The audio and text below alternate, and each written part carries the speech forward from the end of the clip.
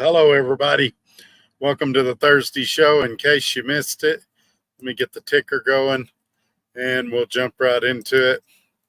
So, on the Thursday show, as you guys know, this is usually, I hope everybody can hear me. We're having technical difficulties.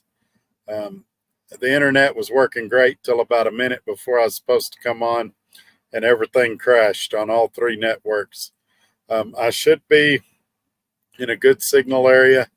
I'm just a few miles north of Denver, but I don't know if weather or something somewhere's interfering. Wind's blowing really hard here, and sometimes that'll affect the internet and make it not work great.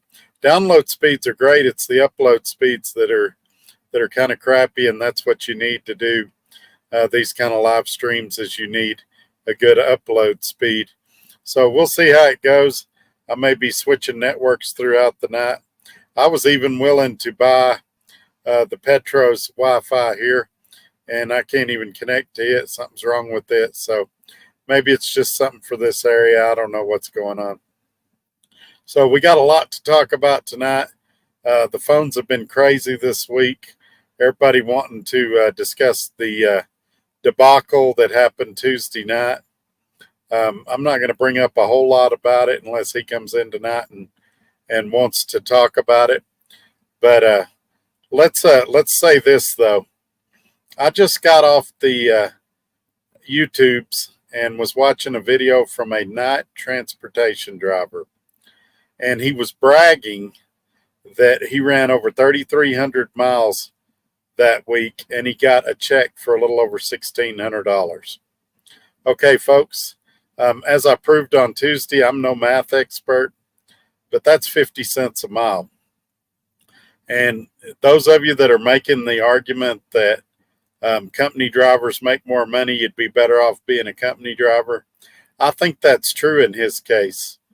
But here's the deal. His whole video, he kept saying, the truck's got too many idle hours, but I'm an owner-operator. That was his whole deal. This is my truck. Well, first of all, it's not your truck until you make the last payment. This truck that I'm in tonight is not my truck until I make the last payment. So now you may be buying it, you may be renting it, depending on what kind of lease you're in, but it's not your truck until you make the final payment.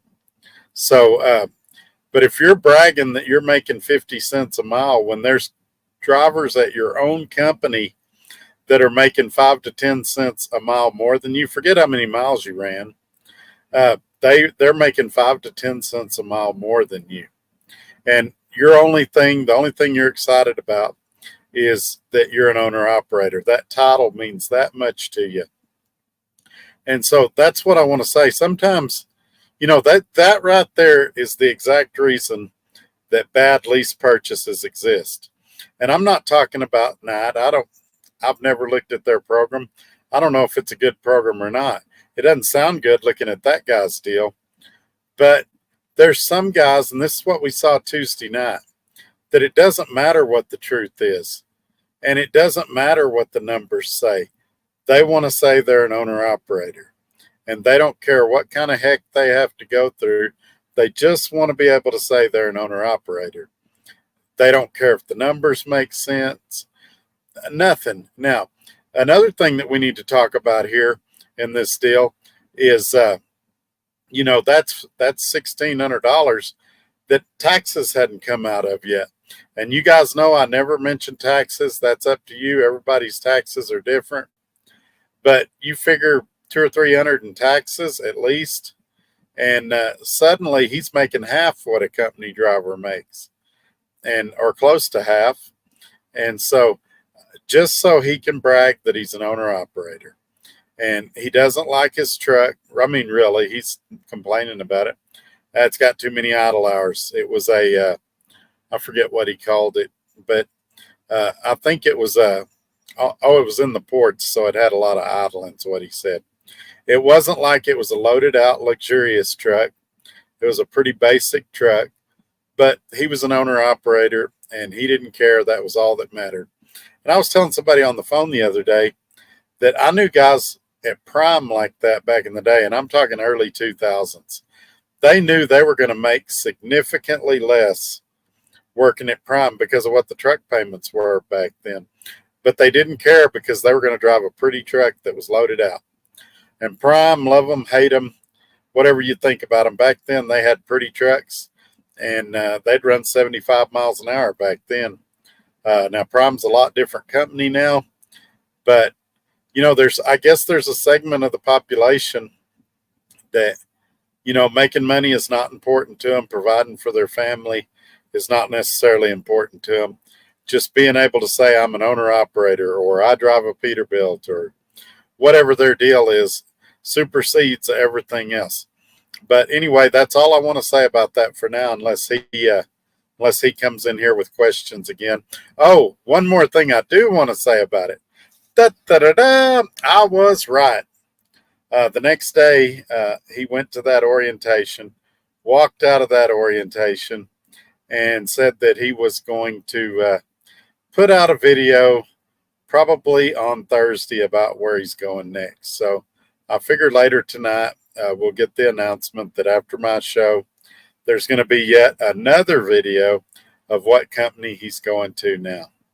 And I hope I'm wrong. I hope he changed his mind, stayed at that company. I hope he's going to tell me tonight that I got it all wrong and that it's better than ever. But that's what information I have right now. Also, some of you know that today my grandson went to Dallas for medical treatment, and they got there, and the insurance needed to approve some stuff they hadn't got approved yet. So they basically just had a quick checkup, had to turn right around, come back to West Texas, and then they'll have to reschedule it at a later date once the insurance company gets all their ducks in a row. So that's all the information I've got on the grandson right now. Let's take a second and go to a happier note. Let's go visit the Gorilla Gang. This is people that are channel members, and say hello to them. Let's do like we always do. Let's start with the oldest and work our way up. Not the oldest age-wise, like how long they've been on the earth, but the oldest as the very first channel member and work to the most recent. So we've got Ramon, RGB, Robbie Ross, Corey Oatley, Skyhook Trucker, Midlife, Red Raider Reloading, Randy's Road Life, Christian Harlow, KC, Tim Beck, Oaser DM, and Roger Berry. Thank y'all for doing that. If you'd like more information about becoming a channel member, just look for that little join button below your video there. Click on it, and the information's right there. If you got an iPhone, you're going to have to get on your browser. You can't do it through the YouTube app. Anyway, now that we've got that out of the way, and I did it pretty quick today, I figured I needed to do it quick since we went over 5 hours on Tuesday. But let's hop into the comments and see what we got going on here tonight. Oh, before I do, let me tell y'all about my week. So the last time I talked to y'all, I was in Missouri, and I had a load coming to Loveland, Colorado. Well, that night, a guy that's in the channel all the time, he usually doesn't comment, but he leaves like a peace sign, 100, and a thumbs up, the emojis.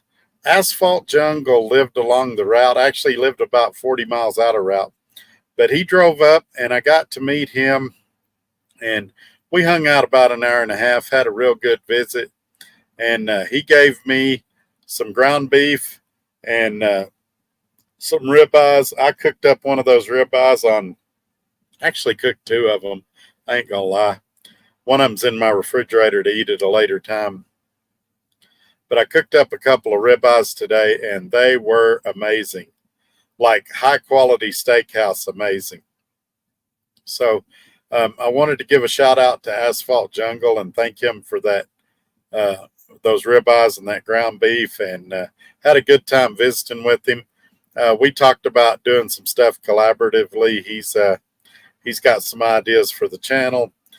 Quite frankly, there were some pretty good ideas, and so he's putting some stuff together to show me that'll probably ultimately make it out into the the light of day at some point. So big shout out to Asphalt Jungle. He's a great guy.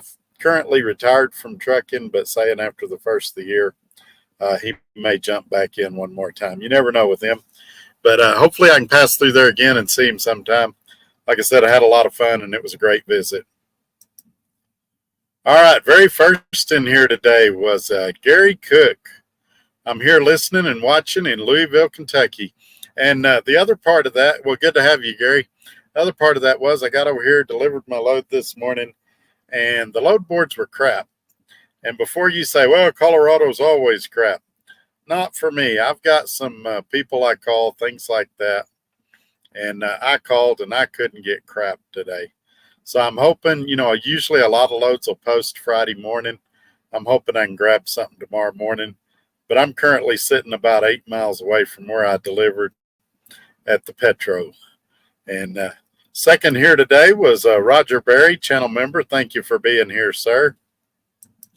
And third is the always reliable, always here, Midlife Trucker channel member. Thank you for being here, sir. Roger Berry, channel member, he says, Gary, I'm about 65 miles east of you in Lexington. So let's look at that for a second. Gary's in Louisville, Kentucky, and Roger Berry is in Lexington, Kentucky. And there's Asphalt Jungle. He's the Grinch in his profile here, but man, I'm trying to, I was trying to get back to Texas for my toothache. Now I'm really trying to get back because I'd like to cook some of this beef up for my wife. It was really, really good. Trucking with the Fly Rabbit is here. Good to have you. And Tim Back Trucking channel member is here. Thank you for being here, sir. Jordan B, keeping count. He is 8th. That's all right. Better late than never. Even I was late to my own show today. Red Raider Reloading channel member is listening from DFW. I wish I could find a load to DFW that paid more than about $1.20 a mile. And Ramon is here, channel member. Thank you very much for being here. John Toohey, channel member, says he changed his name. I don't know why it's still showing John Toohey. On my other screen, it had it changed. You must have changed it after you logged in tonight. Anyway, he says, hi, Todd. How was the steak? Hi, chat. It was great. I mean, I put some seasoning on it. I think some of you knew I put some Montreal steak seasoning on it, and man, it was good. Let the kind of salts soak into the meat for a second. Yeah, it was great. And I'll probably be eating that the next couple of days, to be honest. I've always said I could eat ribeye every day, and I really believe I could. SRJ says he's listening from home in Wisconsin.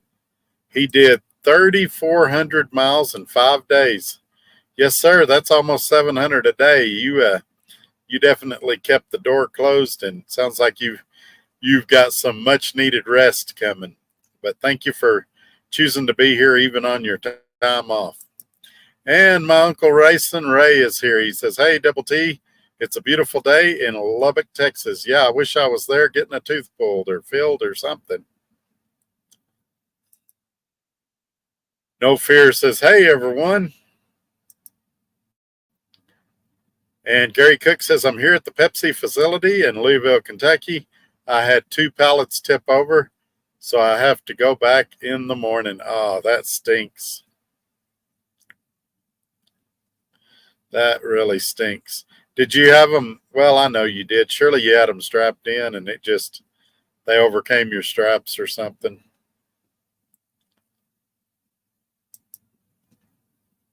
Channel member Roger Berry says the way that stuff is loaded, it's no wonder.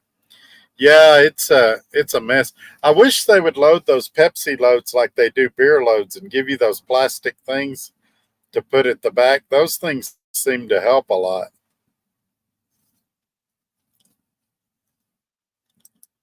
And Gary says he has to go back in the morning to get the product restacked. The load came from Jacksonville, Florida. They suck at loading. Yeah, and on a load like that where you're traveling that kind of distance, they really need to stack it good and use dunnage and stuff to hold everything in place because the roads are not great and they get bounced a lot, especially those back pallets. And so, yeah, you would think that they care, but they don't. Them and the beer loads, they just repackage that stuff at the distribution centers and sell it. RGB channel member says, "Hey," and waves at everybody. Thank you for being here, sir. And PU Patel says, "Hey, Trucker Todd." Hey, PU, thank you for being here. Gary Cook says, "When I took my pictures of the load, both of my straps were in their place." Oh, good. Well, at least you got that so they can say that they can't say, well, you didn't strap it or whatever.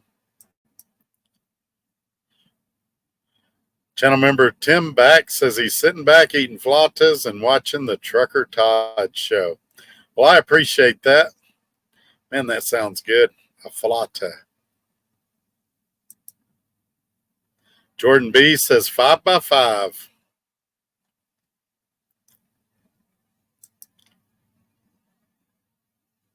Channel member Tim Back says, so far you sound good to me.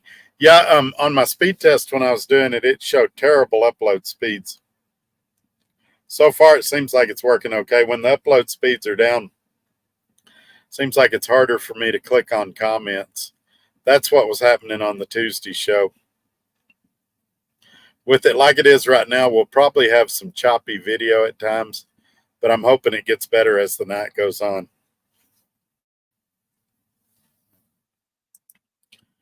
Gary Cook says Johnstown, Colorado. I believe you're correct, sir.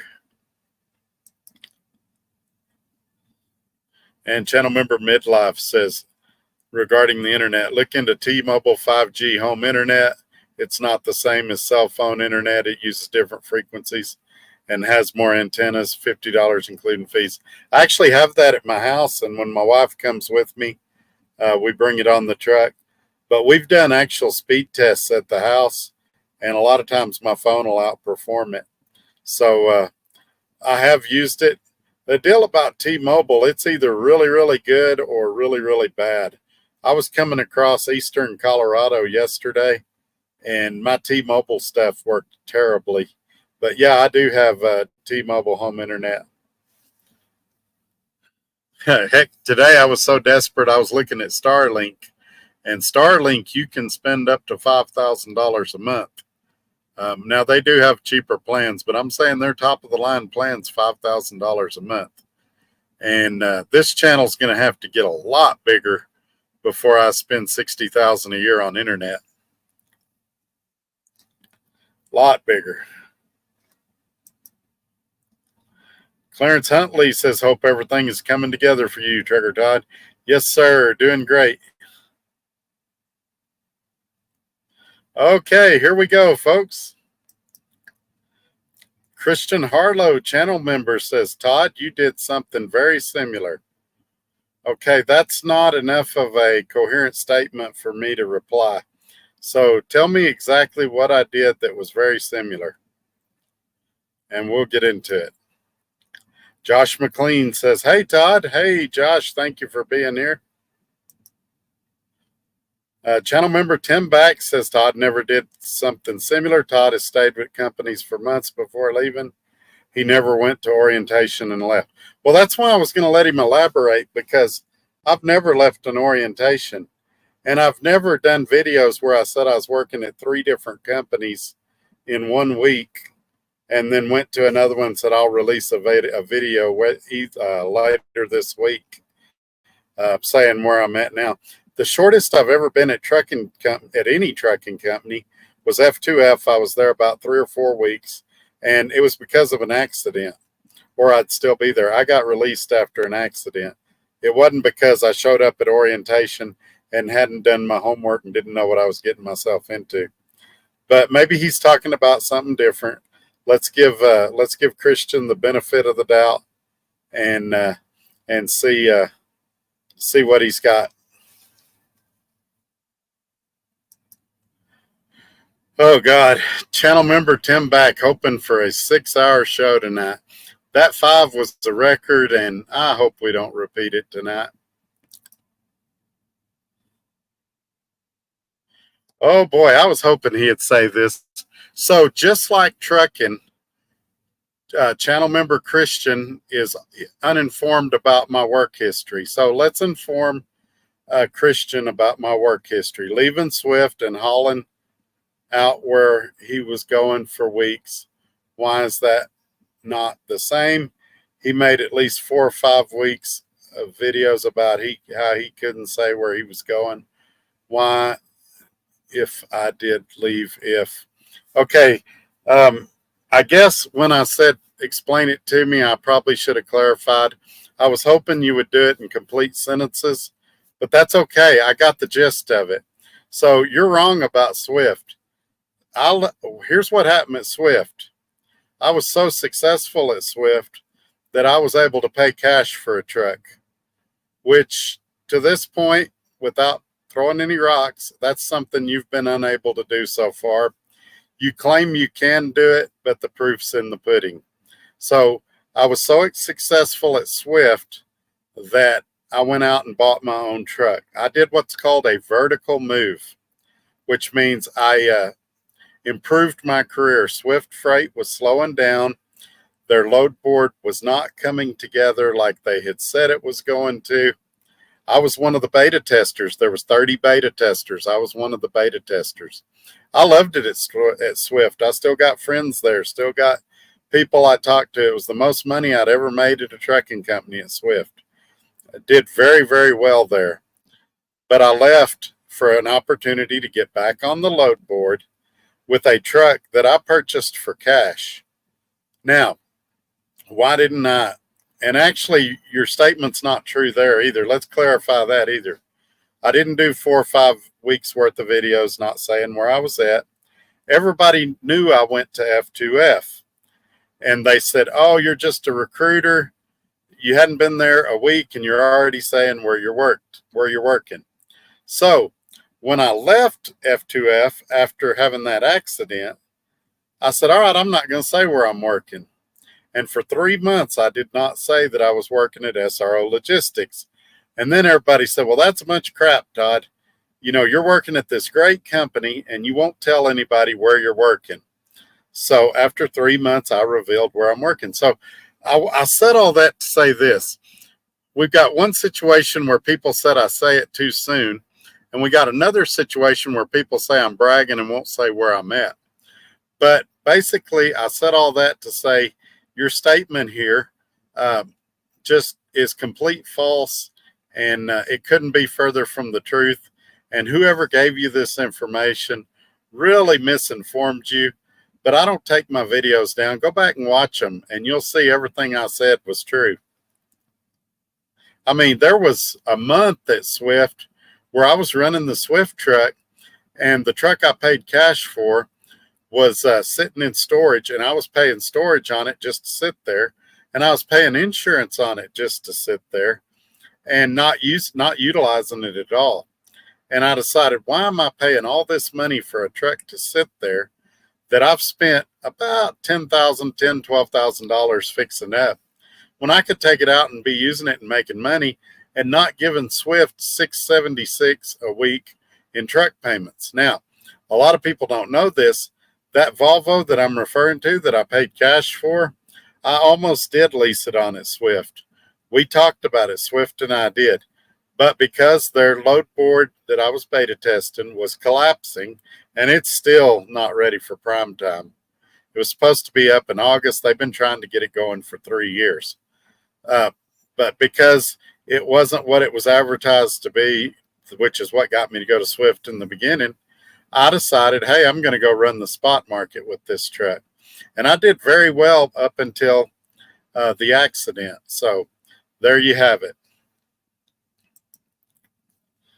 Oh boy, we're going to repeat. It's a good thing. All right, here we go, folks. So if you missed the Tuesday night show, no need to go back and watch it. We're going to repeat that show tonight. We're going to have the same debate we had Tuesday night all over again, because some people just don't get it. like I said at the start of the show, they want to be an owner operator because, or they want to be a YouTuber, and we can talk about that too, because of what they think it is, not what it actually is. So what guys don't realize, and I'm going to get to Christian's comment, they call their recruiter. Their recruiter says, you can make $2,500 a week. You can. He also says, oh, you can go home anytime you want. You can. But you can't do both. You can't make $2,500 a week sitting at the house. And you can't make $2,500 a week going home every weekend. No business outside of trucking ever starts by saying, how often can I be closed? Can I close 3 days a week? But in trucking, we think we cannot work and still make money. And these recruiters will tell you, they're telling you the truth. You can make $2,500 a week and you can go home when you want. The problem is you can't do both at the same time. And if you don't have the wherewithal to know to ask the numbers, then you don't know what the numbers mean when you get them. All you know is you'll be an owner operator and you can drive a Peterbilt or a Volvo or whatever truck gets you excited, then you're going to fail. Now, a lot of people say, Todd, he's just trolling you. It's pointless. Why argue with him? Why try to reason with him? Just move on. Just ignore him. I had people saying block him. I had people say, just ignore his comments.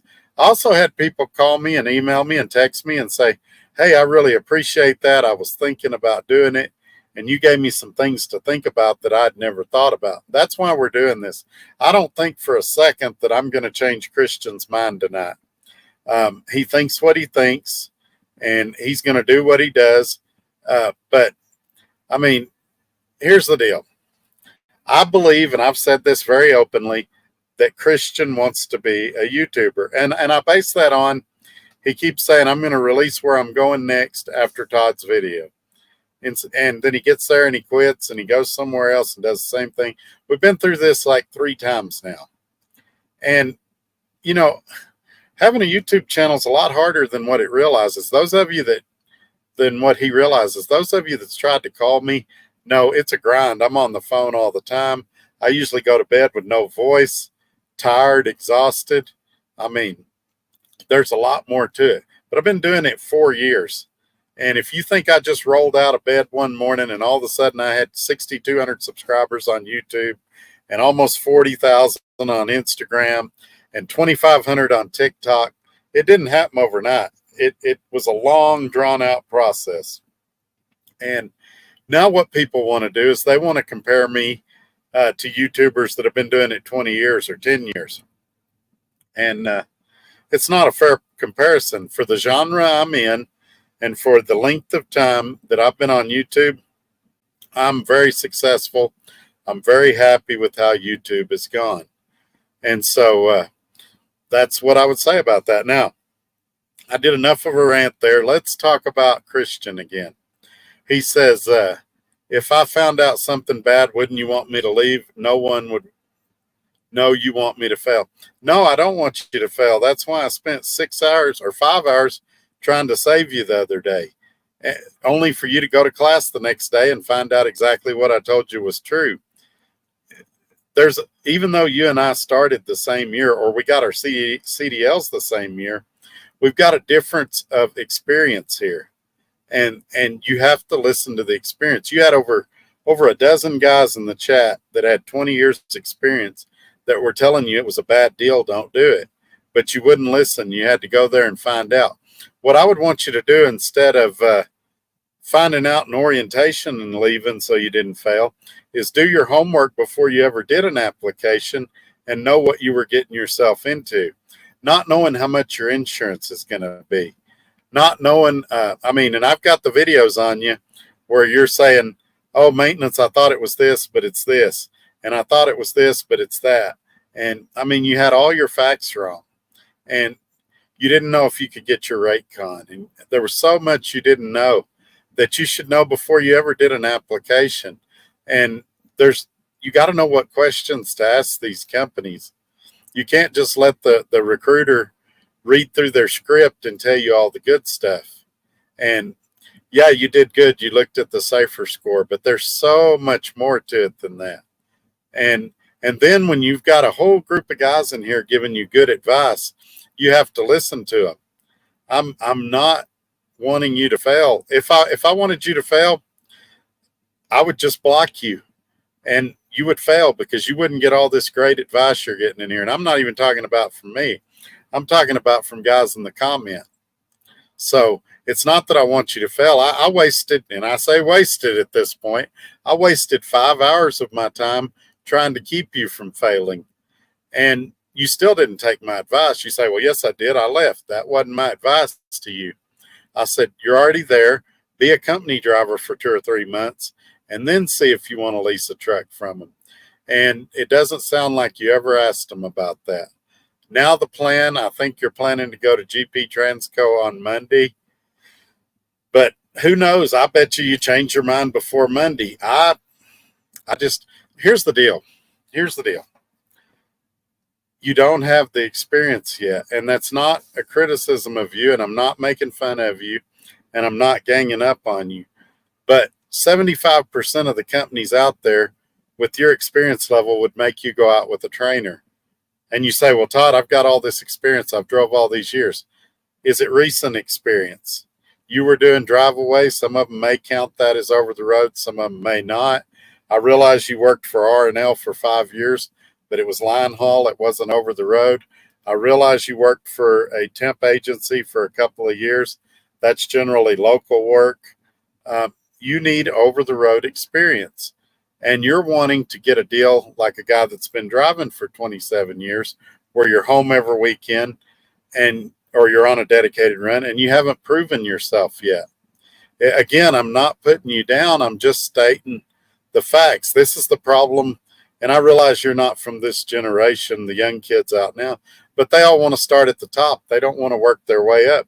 These 19 and 20-year-olds, they want to be the CEO of the company. And they don't realize you have to build a track record and a reputation and work your way up.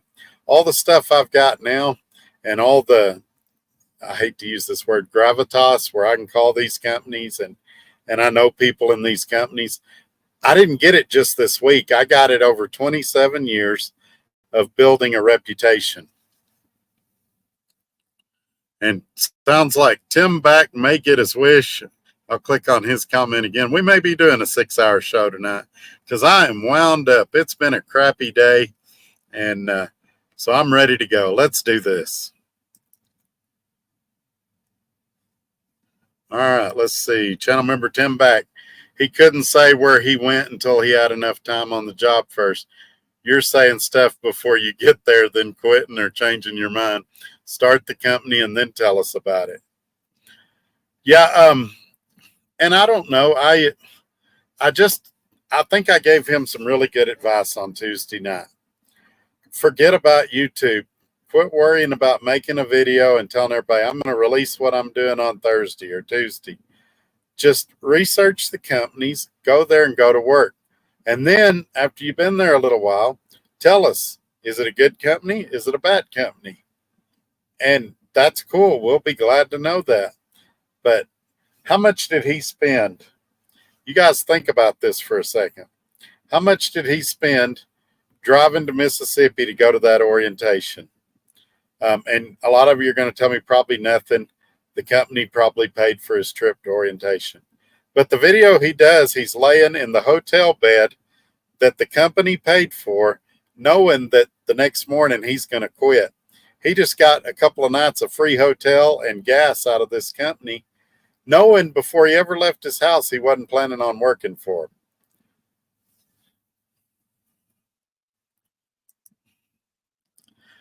My good friend Adam says, good evening, Todd, from the tractor. Thank you for being here, sir. Three Dogs Trucking says, hey, fellow Kentuckians, thank you for being here, sir. We've got another Louisville person here. Three Dogs Trucking is from the Derby City as well. Well, I'm glad you're here. I appreciate you coming in tonight.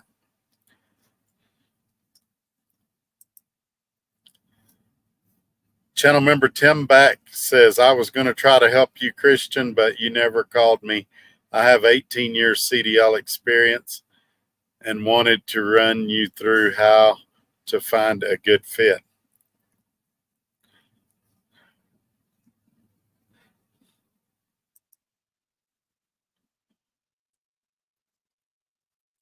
Channel member Christian says, I'm documenting my actual process. And what process is that? Is it the process of how not to properly vet a company? Is it the process of how to skip out of an orientation? Is it the process of how to take a drug test and never go to orientation? What kind of process are we documenting? And again, I know you went out and you made a couple of videos. Trucker Todd's picking on me. Trucker Todd and the Gorilla Gang ganged up on me. I'm not. I'm trying to help you because I see a lot of guys making the same mistake you're making. Do you, in all honesty, and you don't have to answer it on here, I want you to ask yourself, do you feel like you properly vetted that company before you did an application? And before you say yes, because you may really feel like you did you get a dummy contract and read it? Did you get a spreadsheet of all the expenses and run the numbers and find out what your break-even point is and all of that? Did you do that? Did you do research on those model year trucks and find out what the problem areas are, how reliable they are? Did you interview several drivers that work for that company and ask them about their experiences? Tell me if you properly vetted that company or any of these other companies this week before you got there. And if you did all those things, you say, yep, Todd, I did that at all those companies. Then why did you get it wrong 3 times in 1 week? And then you tried to flip it back on me and said, I've done the exact same thing. And you came up with a really bogus answer that wasn't even close to being true.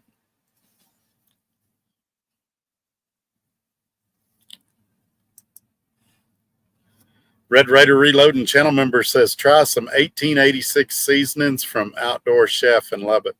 You know, I've never been to that store. I've been wanting to go there. But, oh, man.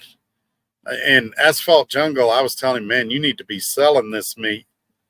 I was like, and I need to be promoting that meat. And he's like, no, we're not going to sell it. But, oh, my goodness, it was good. Channel member Midlife, talking about my bad tooth. I've got a pair of Craftsman pliers.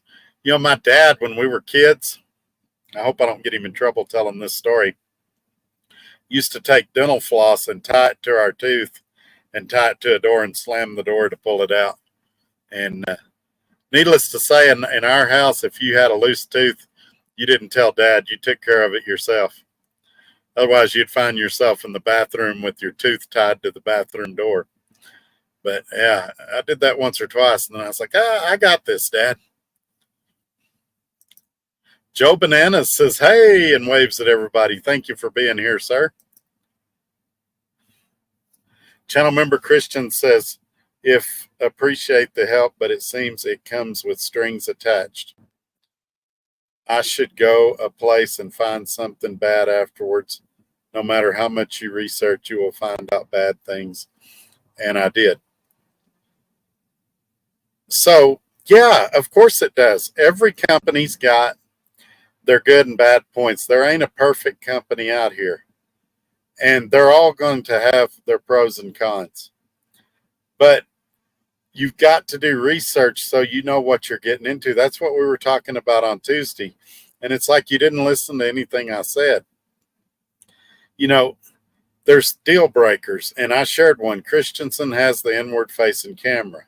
That's a deal breaker for me. If I'm calling a recruiter and they say that, there's no need for me to even do an application. For you, it may not be a deal breaker. An inward facing camera might be okay for you. Another one, their rider policy. They may have a rider policy. If you've got a young child that you want to take with you, that might be a deal breaker for you. For me, it's not a big deal. All my kids are grown. They're not coming on the truck with me. Long as I can take my wife, if she ever gets to go with me again, that's all I care about. Everybody is looking for different things. And, you know, this isn't the end of the world, Christian. And you know I like you, and we've had conversations, and I've watched your videos and I've watched your lives. You know, as a person, I like you, but I think you're doing a horrible job researching these companies. And I'm just trying to protect you from yourself. These companies will chew you up and spit you out if they don't think you know what you're doing, or if they know you're not researching. And when you call up and you go, I want to do your lease purchase, and you're not asking the right questions, they're like, well, all right, step this way. And, or you say, I want to do something where I can be home every day. All right, step this way. And you have to, you just have to, and several people said it wasn't even just me. Several people said, make a list of your bullet points, what's important to you, and then put little check marks by them when you're interviewing these companies.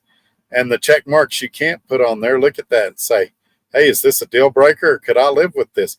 I'll tell you one right now, and I hope he don't get mad at me for telling this. John Toohey loves GP Transco, but they put him in an international. He would much rather have a Freightliner, but it's not a deal breaker for him. Some people, it'd be a deal breaker. They'd say, well, if I can't have a Freightliner, I quit. John's a little more open-minded, and he says, I'll drive an international. I don't like it, but hopefully if I make a good hand, they'll upgrade me to a Freightliner later on. And that's what I'm saying. You have to know what's important to you, what you're looking for, and most importantly, you have to have realistic expectations. You're not going to make $2,500 a week at your experience level as a company driver. And frankly, you're not going to make it as an owner operator either, because you don't know what you don't know. And that's not a criticism of you. It's just a fact. There's a reason I tell people, don't do a lease, don't buy a truck till you get 5 years experience. There's things you learn that first 5 years. How many winters have you driven over the road? I'm just asking. I don't know. Maybe you've driven 27 winters over the road. You know, how many times have you been exposed to freight lanes and spot markets and things like that? I don't know. Maybe you have a lot, but by the kind of questions you're asking and the way you're researching these companies, it doesn't seem that way.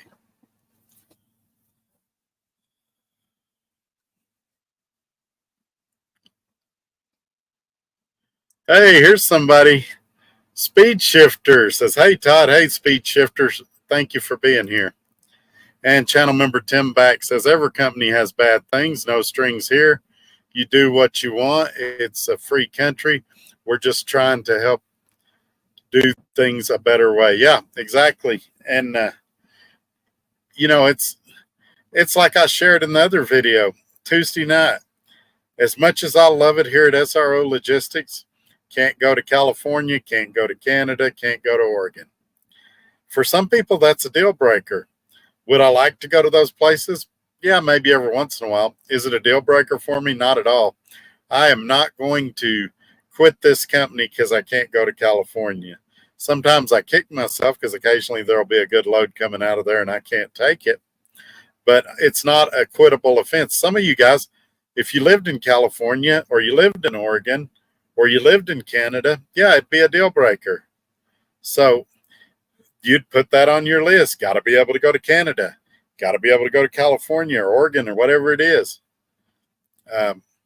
So that's, I'll tell you one for some guys is having more than one passenger in a vehicle. Most companies won't allow you to have more than one passenger in a vehicle. There are a few companies that'll allow it. I believe Prime will allow 3 in the truck.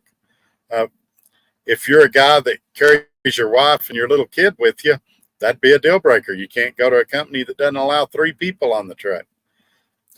If you're a single guy that's never been married, you probably don't care if you can have a passenger or not. As long as you can take your dog or whatever, you're happy.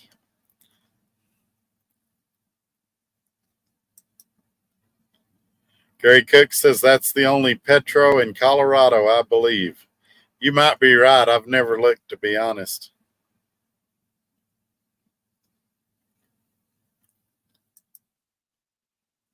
Speed Shifter says T-Mobile business account is 10 times faster.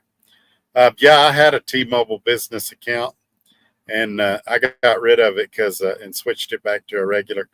The business accounts. I've got an AT&T business account, and I get priority data on that. It's just they all have their strong sections of the country.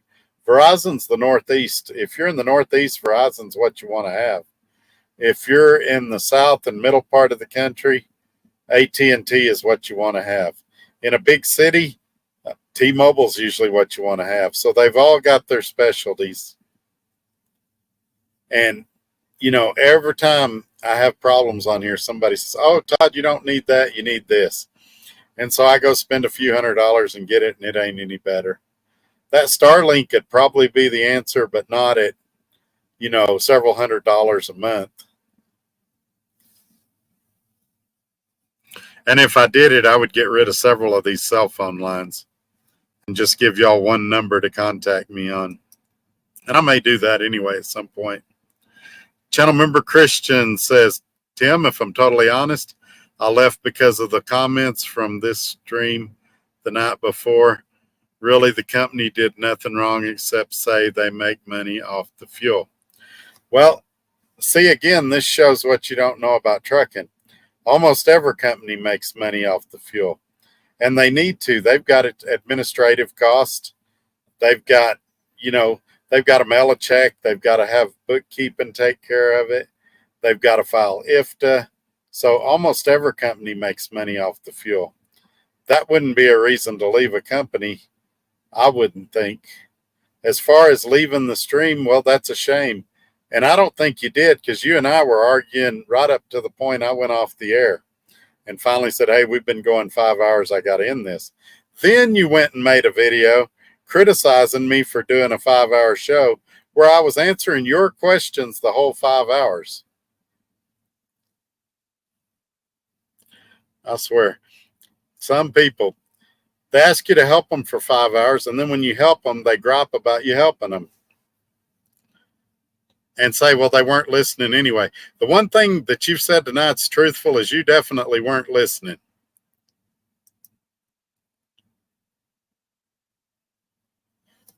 Blues Trucker USA or US talking about Starlink says it's lease purchase internet. Well, the way it was presented to me was that it was satellite internet and that you'd have good signal everywhere. And they pretty much guaranteed it for $5,000 a month. But, you have to get the dish. You have to get it mounted on your truck. Now, this one would work while you're going down the road and everything. But I just, I don't think I'm there yet. The channel's doing really, really well.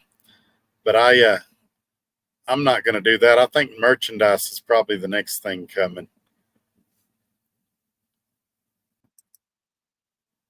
Channel member Tim Back says, "If you truly want help, call me sometime and I can walk you through things. If not, good luck, do your thing." Well, again, I don't want to attack him in here, but he clearly doesn't want help, because I spent 5 hours that night and almost an hour tonight trying to help him, and he's not listening. He's getting mad. He's getting defensive. So he clearly doesn't want help. But he's going to release a video at the end of my show tonight on his YouTube channel, and there's a 30% chance, or actually at this point a 25% chance, that the information he gives in that video will be true. Channel member Christian says, "What makes me the most upset is I really like Todd. I was set up for 3 different companies and choose one to go to. I went, I found out something bad and got spooked by the show commentary." So the show commentary is what spooked you? It wasn't that lease. It wasn't that shady program they were doing. It was the show commentary that spooked you. Here's what I think, Christian, and I like you too. This is not personal. That's what you don't seem to understand. I'm not saying Christian's a bad person. I'm saying Christian's making a terrible decision, and I'm trying to keep others from making the same terrible decision. It's man, I just don't know. It seems like you struggle making a decision. And a lot of people go through this, but I can see you as being the guy that you say, all right, Christian, let's go out to dinner tonight. What do you want to eat? And you pick a place and we're halfway there and you go, I think I'd rather have Italian. I say, okay. So we turn, we start going towards the Italian restaurant. And then you go, I hadn't had Chinese in a while. Let's have Chinese. So we turn the car around. We start heading towards the Chinese place. I think I want European food. And then we go towards the European food. It seems like it's hard for you to make a decision. And maybe I'm wrong. Maybe I've got it wrong. Maybe that you're in dire straits now. And it's real important that you get it right this time. And so you're overthinking it a little bit. But I mean, and maybe we're wired differently. See, if I would have listened to Tuesday night's show, I would have said, all right, I get it. I'm not asking the right questions when I call these companies. And I would have took notes, or I would have went back and I'd have rewatched that show, and I realized the internet was horrible that night. And I would have wrote down the good points, the questions I need to ask companies. All right, can I get a dummy contract? All right, what are the fees? Do I own the truck? How much is the truck payment? How much is maintenance? How much is the ELD? How does this work? How does that work? And then I would have said, next time I ask a company questions, I'm going to follow this checklist. That's what I would have got out of it. What it appears that you got out of it was, well, Trucker Todd and the gang are attacking me. And so screw them. I'm going to show them wrong and go to this company anyway. By the way, I didn't flip anybody off. I raised a fist. So before y'all report me to YouTube, it was just a fist. But so that's the deal. When somebody's offering us constructive criticism, we can choose to listen to it and see if they've got any valid points, or we can choose to be offended. And I mean, I'd still like to hang out with Christian. I think we're still going to be friends out of all of this. But I mean, he's going to get slaughtered at some of these companies if he just goes in and the way he was going to go into this Gulf relay. And as far as, oh crud, I'm sorry, I'm having computer problems over here at the same time. But yeah, that's we'll jump back into it. I'm sure there'll be more tonight. But it's how you respond to adversity. When people are telling you, "Ooh, that's a big mistake. I wouldn't do that." Do you dig your heels in and say, "Well, I'm going to do it and prove them wrong," or do you say, "Well, I don't agree with them. I'm still going to try it, but I'm going to take notes and I'm going to apply at least the parts that they told me that made sense to my operation and see if I can improve it." I gave a perfect example of it at the start of the show. Asphalt Jungle made some suggestions for the YouTube channel. The very first one he suggested, I said, I'm not going to do that. Here's why. The next 2 or 3 he suggested, I went, those are great ideas. And he said, well, let me help you. And he said, I'm going to email you some stuff. And then he texted me today. He said, hey, I'm still working on it. It's going to be a couple of days, but I'm still going to email you that stuff. Great. I'm going to take a look at it. I didn't get offended and say, it's my YouTube channel and I'll do it the way I want to. And how dare you suggest anything? And you're ganging up on me and all of that. He made some valid points. Tim Back is another one. He and I have had some very heated debates on the phone. A couple of times he's called me and said, hey, Todd, after I thought about it, you were right. A couple of times I've called him, said, Tim, after I thought about it, you made some good points. I'm going to consider what you said. That's all we're trying to get you to do.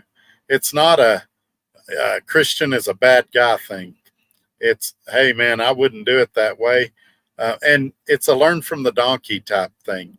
You know why I've got so much great advice now? Because I've made almost every mistake that you can make. And so now my advice is do the opposite of what I did. What I did clearly didn't work. So I'm saying, hey, do it this way. This has got to work better for you. Because when I did it this other way, it was a disaster. And I've shared before, there was a spell where I was out of trucking for a while. I came back in and we were financially drained and I was desperate. And I took the first job that said they'd hire me. I didn't research them. And then I was there 90 days, and I was like, it's back in 2014, 2015, if I remember correctly. And I'd go 90 days, 120 days, and man, I got to get out of here. This place sucks. And so the first place that take me, I'd go there again. And so now I know, hey, you got to vet these companies. You got to research them. It takes some time. It's tough when money's tight. And that's why, and when you get with a good company, you better hang on tight. You know, the whole time my Kenworth was down for 2 months, everybody was calling me, where are you going to work now? What are you going to do? What are you going to do? I don't know. I don't have a plan outside of SRO Logistics. And I didn't. I hadn't been looking at companies. I don't go to a company and start looking for another company the second I get there.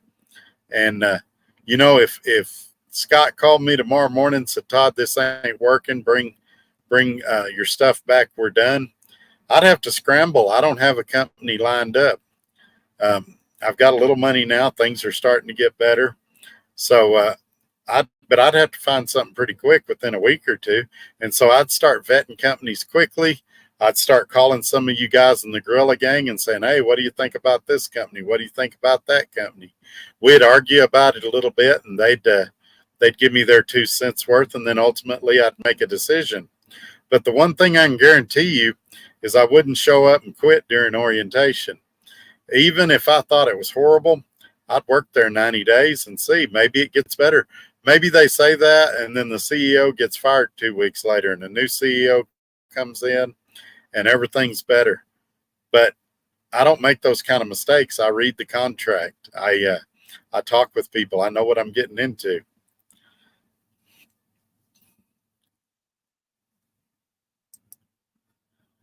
Channel member Tim Back says, I would never let another person or show decide my family's fate. No, I kind of get what he's saying, though, because we're all influenced by stuff. I mean, think about your political views. Your political views are shaped by the TV programs and the radio programs you listen to. I get it. And especially if I'm a guy that he's friends with or potentially looks up to some degree or something like that, I appreciate it. A lot of people tell me that I influence their decisions and things like that. I mean, I had a troll come on one night. This was a couple of years ago. He said, Todd, you think you're an influencer? You are not an influencer. And several guys came on the comments and they were like, well, he influences me. I take his advice. I do what he says.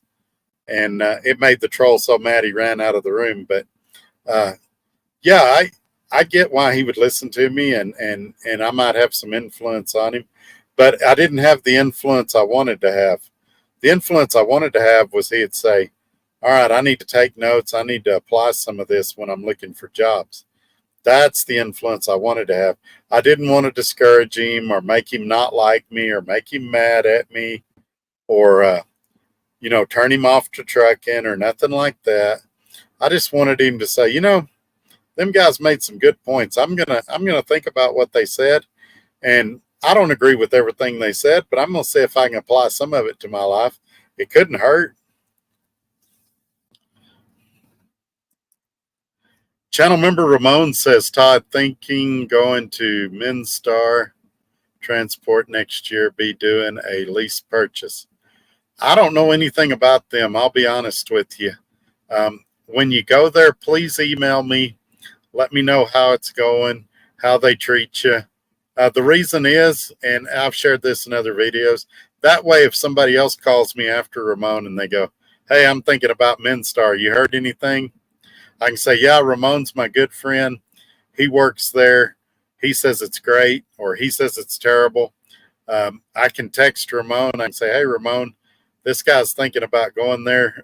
Could you tell him about it? Ramon can say, yeah, I will. No, I won't. But it just gives me the ability to share a lot of information with a lot of people. So if you do go there, like I say, I don't know anything good or bad about them, but just stay in touch with me. Let me know what your experience is, because I trust you. I know you fairly well. And that way I can say, well, somebody I know's there, and here's what he said, good or bad. No Fear says, hey, Todd, hope all is well. Truck is doing well. Yeah, it's doing great, but it smells like a steakhouse in here right now after I cooked those 2 prime ribs or ribeyes. I'm going to be sleeping good tonight because it smells like steak in here.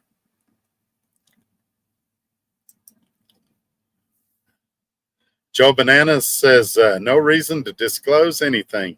There you go. Everybody, and I've made some guys mad here recently because I won't disclose what I paid for this truck. I had a very big YouTuber contact me, and he was outright upset that I wouldn't tell him what I paid for this truck.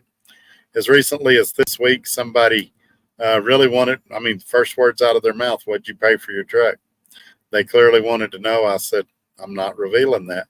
I don't even think my wife knows what I paid for the truck. She just trusts me to make good decisions. And I've got all the numbers. I know what the investor paid for the truck. I know what his profit margin was on me, exactly what he made off of me. I know everything. But I'm beta testing a lease purchase program for an investor, and he's going to base, if he does it for other people, based on how well I do. And the final program, as you know, with beta testing, probably going to be a lot different than the one I'm doing. There's going to be discussions. Todd, what do you like about it? What do you not like about it? How could we improve it? And we're going to have that discussion at some point. And so me giving you my numbers, it doesn't matter if I'm getting the truck for $200 a week. You're probably not going to get your lease purchase truck for $200 a week. Doesn't matter if I'm paying $1,500 a week. Doesn't matter. You're probably not going to pay $1,500 a week. But those of you that have watched me talk about lease purchases, you already know I'm not paying $1,500 a week. Doesn't matter if I got this truck for $20,000 or if I got this truck for $120,000, because your situation's going to become different when it's available on a larger scale. And like I said, the investor and I talk every week, and it's something he's very interested in my success, because it could potentially be a good deal for him if I do well. Now, if I come out here and choke in 2 weeks, he's probably not going to want to do it again. So even those of you that hate my guts, that think I'm an idiot, that I don't know what I'm talking about, you still should pray for my success, because if I do well, it's going to have a direct result on other people doing well. And that's what we all want. We all want trucking to get better, truckers to do better. And the way we get there is by helping each other, which is what I try to do on this show and out in public. And I think a lot of y'all try to do as well. Channel member Tim Back says, I think you're a good guy, Christian. Ask Todd and John, because that's what I told them. I just think you're confused and having trouble making a decision. Yeah, I've talked to him on the phone several times. I can tell people point blank, he's a good guy, and he loves his family. He's got 4 kids, if I'm not mistaken, which a lot of their childhood, he raised them by himself. He's a strong guy. He's definitely got business sense. He owns other businesses, but trucking's a whole different beast. And I don't know what the solution is here. Maybe I'm going to regret saying this. Maybe we need to do a 3-way call when he calls a recruiting company, and he needs to hear me ask him questions, or I need to be on the phone when he asks some questions or something like that. It's not something I would normally do because I don't have the time. I just can't do that for 6,000 people. And some of you want me to trip plan for you and fuel plan for you. And I can't do it for that many people. I have to speak in broad general terms, and then you have to take that information and apply it to your situation. But in Christian's situation, it might be worth it that we do a 3-way call with the recruiter and go over some stuff, and he can kind of see how I talk to him and the questions I ask him. Maybe that'll inspire him to ask questions, and he'll get more information out of it than he normally would. But I mean, really, to me, by the time I call the recruiter, I don't care what they got to say about anything. I just want them to tell me how to apply. Send me a link or tell me it's on Driver Pulse or whatever. I don't really need the recruiter. I already know what I need to know before I ever call the recruiter. And that's what you want to get to, that point. Figure out what's the most important to you, and then go for it. But make sure it's realistic what you're asking for. If my deal is I want to make $4,000 a week, then I'm not being realistic. It's going to be impossible to find a company. If my deal is I want to be home every day, then I probably need to look for companies in my city that have local runs, or go through a temp agency like Christian did before. So you've got to set realistic expectations. And generally speaking, the more money you want to make, the longer you're going to be away from home. That's why it pays more. I've shared this about picking loads. The loads that pay the best are the ones that nobody wants to do. I saw some decent paying loads today that had 7 or 8 stops on them. Why do those pay better? Because nobody wants to do them. Everybody wants one pick, one drop. And they were going to the Northeast to really bad spots where it's going to be snow and bad weather. And so you have to know what you can live with and what you can't live with. But if your hangups are what the company makes money off of, like the fuel program, almost all of them make money off the fuel program. And they have to, because they've got administrative costs associated with that. If your hang up is they're keeping part of the fuel surcharge, many of them are doing that and just lying about it, saying they're giving you 100% when they're really not. If your hang up is this company pays 73% and this company pays 80%, the question you need to ask is percent of what? You need to see the rate cons, because they have ways, they charge brokerage fees and all of this, of whittling it down to where you're not really getting what they say you're getting.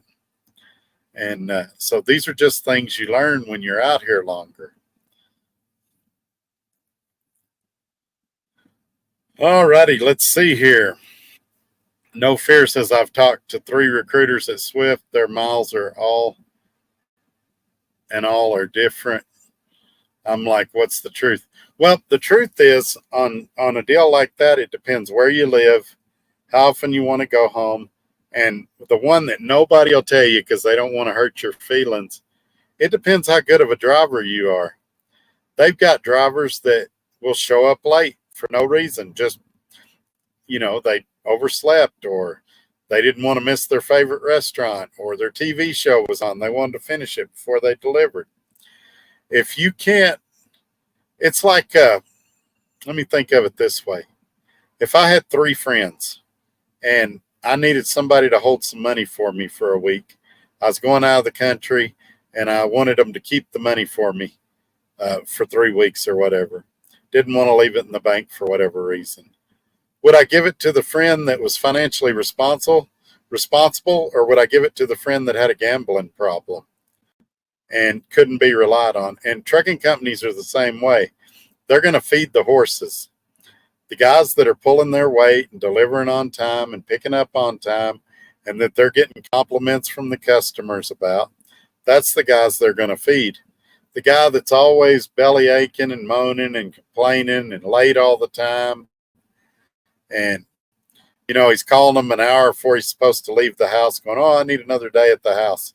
Those are the guys that they're going to they're not going to feed. They're going to give them the accounts they're losing and things like that, because they're going to give the good stuff to the guys that are their bread and butter. And that's what you got to think about.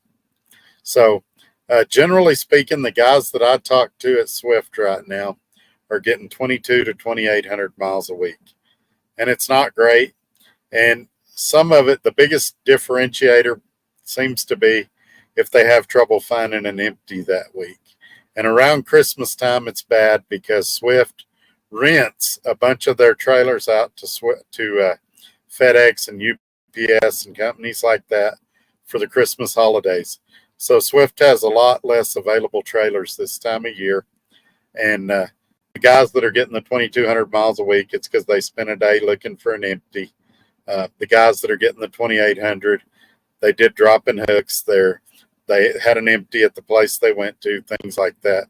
So it's not that the recruiters are lying. It's just that they're seeing it from different angles. All right, let's see what we got here. Red Raider Reloading channel member says, I bet Christian repeated the third grade 3 times because he doesn't listen. Christian Harlow channel member says, nice, good one.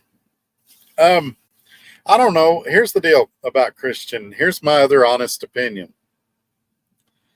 He reminds me of your teenager wanting to date somebody you don't want them to date. And your parents are going, no, I don't want you to be with them. They're not a good person. They're going to get you in trouble.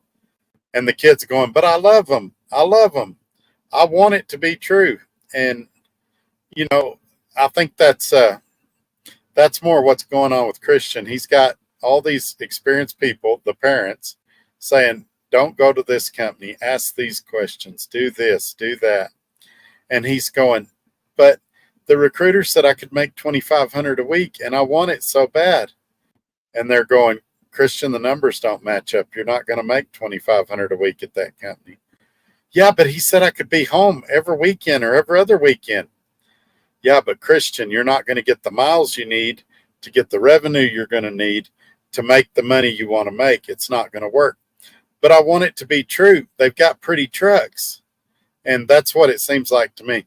I think Christian's listening, but I think he wants what he wants to be true so bad that outweighs what we're telling him. Channel member Tim Back says, guys, let's keep the comments respectful.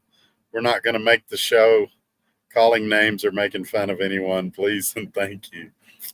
Oh, what am I going to talk about if I can't call people names and make fun of them?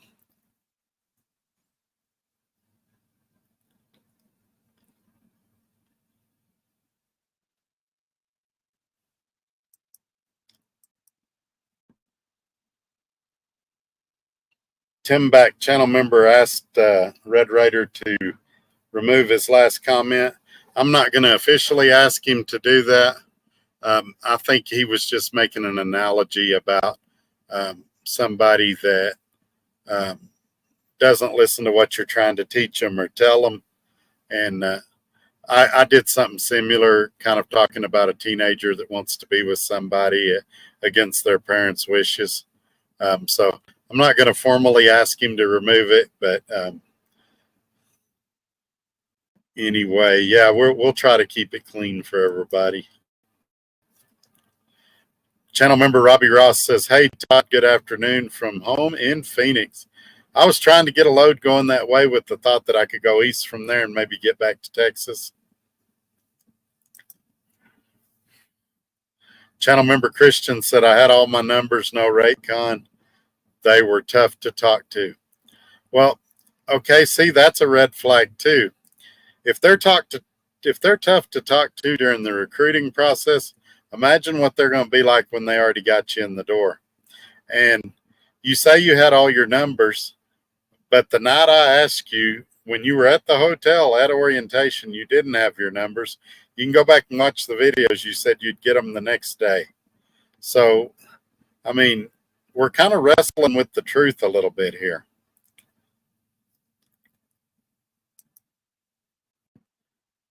Channel member Red Raider Reloading says he didn't call names.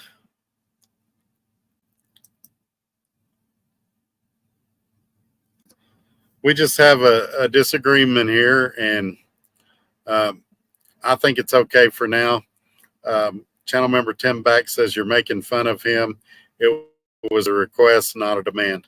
I mean, this week alone, I've been accused of making fun of him, and I don't feel like I had.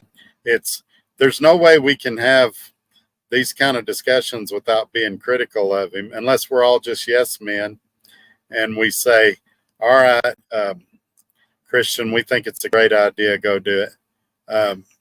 I think Red Raider was trying to help him, and so I think for now we're okay. I hope this doesn't spiral into a big disagreement over that, because this, what we're trying to do on here is help drivers. And the point Red Raider was trying to make was that he doesn't feel like Christian is listening to good advice. And I said the same thing in a different way, talking about teenagers. If if Red Raider's guilty of anything, I'm guilty of the same thing. And so I think we're all trying to get to the same goal here. Let's all take a deep breath. Blues Trucker US says 95% of lease purchase through companies are dressed up to look good. It's like a hot chick you jump in bed with a few days later. Your hammer is dripping. You realize you made a mistake too late. Yeah, and we've talked about this in videos too. The contract, whether it's a car contract, a house contract, a lease purchase contract, even a rental agreement for an apartment or a duplex, it's always structured to benefit the author. And you say, well, why, Todd? Are they trying to rip me off? No, it's because would you ever write a contract that worked to your disadvantage? No, you're always gonna write it to your advantage. So some of them are predatory. And I think that example I gave you at night where the guy had over $6,000 worth of revenue that week and took 25% of it home, at $1,600. He ran almost 3,300 miles and took home a $1,600 check. He would have been leaps and bounds ahead if he'd have been a company driver at night that week anyway. Now, is he running his business right? Could he have ran his truck more efficiently? Did he idle too much? I don't know none of those things.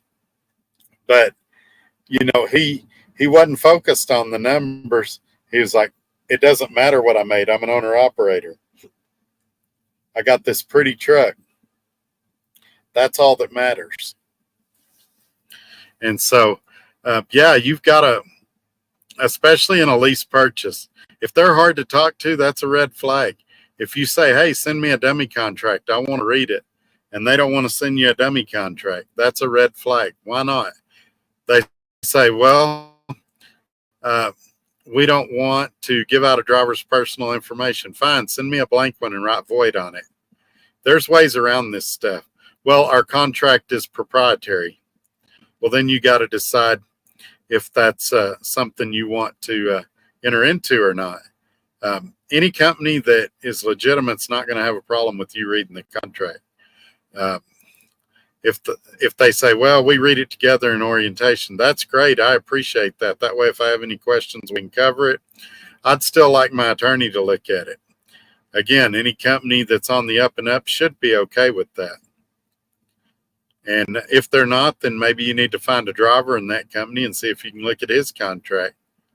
But just to show up and not know, we'd have guys, I remember at Roadrunner, there was guys in orientation class that didn't know how much we got paid a mile or what payday was or nothing. And it's like, how do you get to orientation and you don't know how much payday is? Or when paid, how much you get paid a mile or what day of the week you get paid, or even if you get paid weekly or bi-weekly. How do you get to orientation and not know those things? We had guys at Roadrunner falling asleep during orientation class. How interested are you in your business if you can't even stay awake for orientation class? All right, Christian, I'm going to have to disagree with you again. Channel member Christian says recent experience is irrelevant. I drove snow-covered roads and thousands upon thousands of miles, years of regional and local work, driving the same truck you drive. And this right here is the core of the problem. Do you know why recent driving experience is important? Because insurance companies and trucking companies say it is. That's why it's important. If you don't have recent experience, they're going to make you go out with a trainer. It doesn't matter if you and I agree with you. I think it's like riding a bike. Maybe they take you out for a couple of days and then you should be good to go. I agree with you. But it matters what they think because they're the ones hiring. It doesn't matter what you and I think. And if they say you've got to have, X number of months in the last 2 years of over-the-road experience to drive a truck, then that's what you got to have. Now, I agree with you. You drove snow-covered roads, thousands upon thousands of miles. You did years of regional and local work. And it may have been in the same truck. Still not over the road. there's things that are different about over the road from being a regional or a local driver. It just is. You can kind of get in your groove for your area. Sleeping in a truck night after night across the country in different environments, going to different warehouses, dealing with different rules in different states and things like that. Those are things you need. And again, it doesn't matter if you and I agree with it or we think it's stupid. I might agree with you that regional, especially regional, I might agree with you that, especially if you're out a few days at a time, maybe that should count. But companies and insurance companies say it doesn't count. So that's why it matters. And to be honest with you, you're showing that it matters by the things that you're saying and the questions that you're asking. I can see the experience that you need that you don't have. And the other guys in here can see the experience that you need that you don't have. All right, let me get down here to this one and then we'll come back up and grab some more. Boy, I'm getting behind going off on my rants. Channel member Robbie Ross with the super chat. Rise up, Cowboys Nation. Time to go eagle hunting. Yeah, so something I haven't shared on the air is when I got this truck, the guy that had it before me left the satellite radio in here, and he left his subscription on it and said, you can use it until it runs out. Well, guess what? It ran out yesterday. And I don't want to buy it because I've got another satellite radio at the house that has 3 months of free service on it. And I want to use it before I pay for a subscription. Yes, I know I'm a cheapskate, but so that's another reason I got to get home. I got to get my other satellite radio. But I've still got other ways I can listen to the Cowboys game. All right, let me get back where I was. I was scrolling. I went too far. Almost there.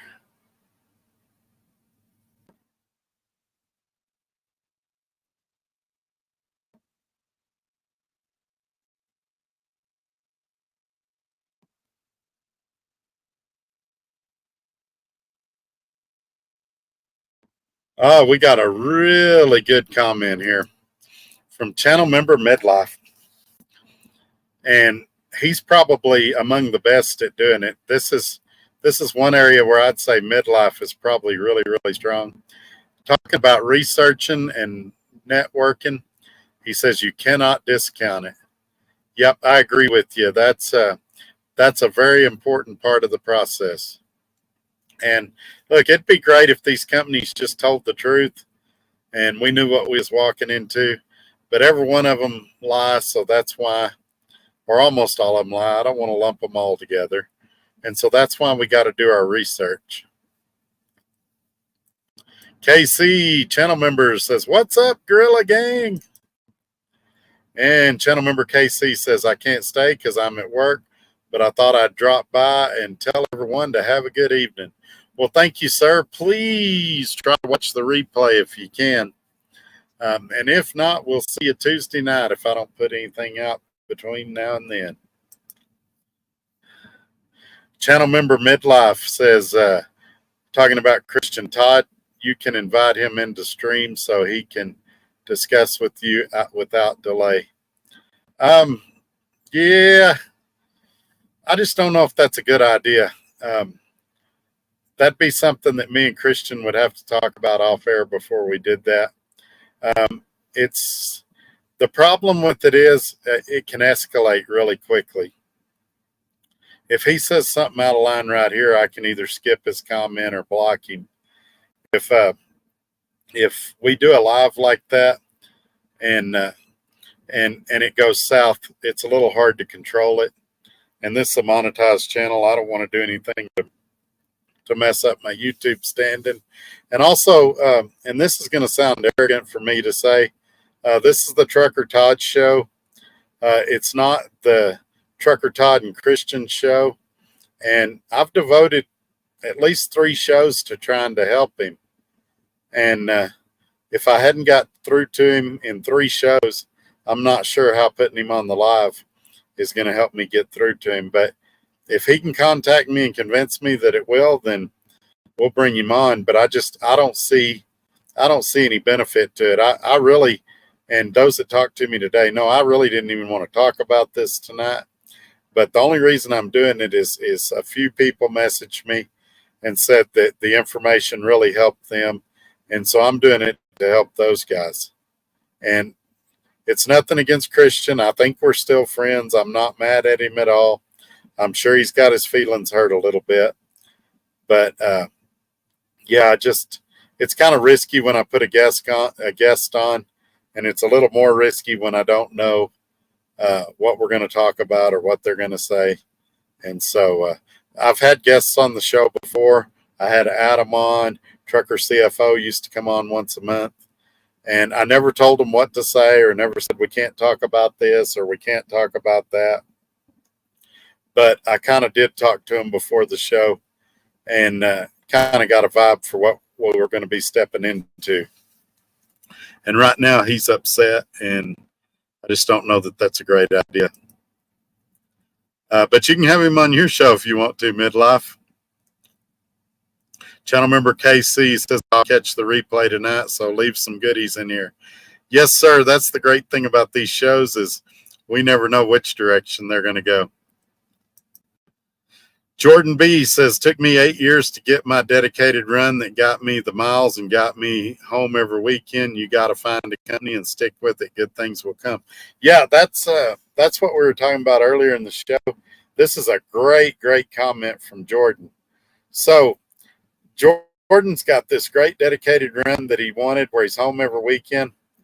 But if I went to work for his company and I said, well, I want what Jordan's got, they're going to say, we don't have anything right now. Well, yeah, but I'm Trucker Todd. I've been driving 27 years. Why does Jordan get it and I don't get it? Well, because Jordan worked with us for 8 years.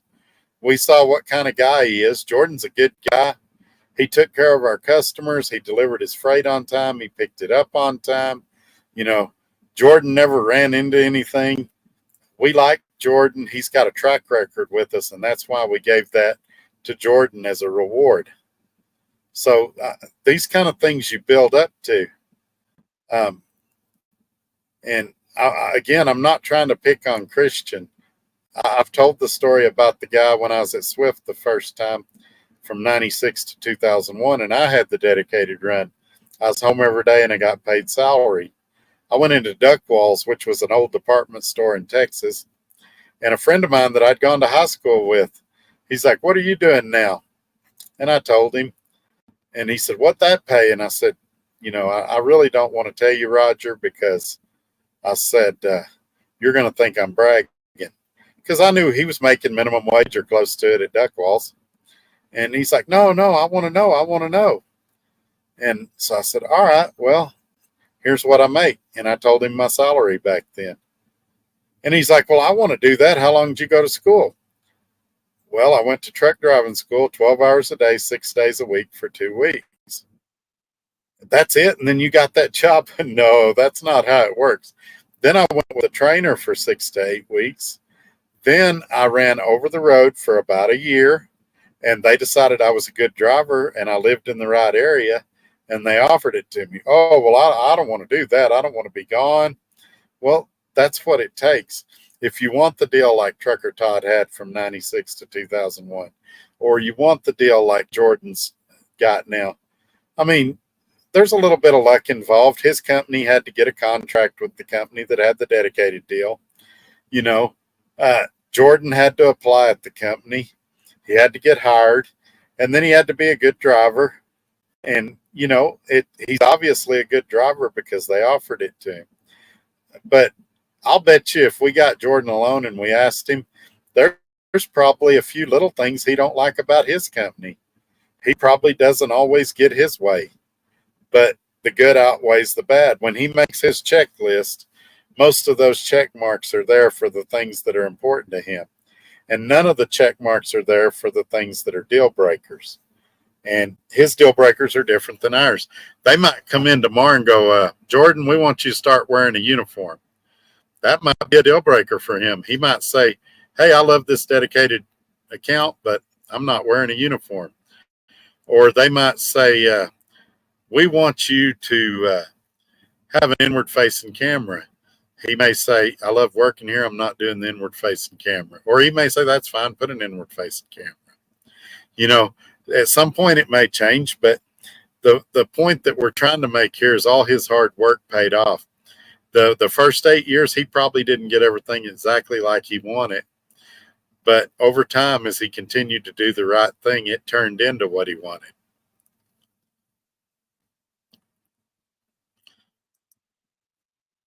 Channel member Christian, doubles, triples, empties in the middle of the night from Wilmington, Ohio to Roselawn, Indiana, night after night. I packed my car, so I intend to work there. I get it, man. Like I said, and this ain't a criticism of you, I promise. Sometimes we can want to be right so bad that we don't hear what people are telling us, or we can be offended and not hear what people are telling us. This may be one of those deals that you just have to think about it a few days. I mean, if nobody in this group cared about you, they'd say, fine, do whatever you want, Christian. But people are engaged in this. I mean, I got tons of comments this week. We got to help Christian. And so there's a lot of people in this group that care about you, that want you to do well. And I mean, all that information's great. I'm glad you pulled doubles. I'm glad you pulled triples. I'm glad you pulled empties in the middle of the night and went from Wilmington to Roselawn. All those things are great. I'm glad you packed your car. You know what? None of it matters to these companies. They have their requirements, and you have to have this many years of over-the-road experience or this many months of over-the-road experience. And until you got it, you ain't got it. And there's a reason that they came up with these numbers, and I give it to you, it's probably insurance companies. But the thing that Jordan's trying to tell you, and that I'm trying to tell you, and everybody else in here is trying to tell you, is that you're going to have to get in somewhere and stay and prove yourself.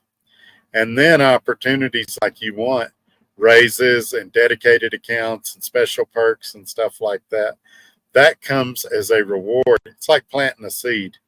You don't plant a seed for an apple and get an apple tree that day. You plant some seeds, and over time the tree grows, and eventually it produces seeds. That's the same thing in trucking. You start at the company, that's planting a seed. And each day you're growing that tree, either in a good way or a bad way. You can kill the apple tree, or you can make the apple tree grow, and it can give you lots of apples. And so I hope that you'll really, really think about what we're trying to tell you. And tonight I think I've offended a few friends. That's okay. Tomorrow we'll have phone calls. We'll work it out. Channel member Christian says it's the process of how to find a good company and not make a mistake. People leave all the time and cost the company thousands. I cost them a hotel and paid my gas. I didn't even stay for lunch.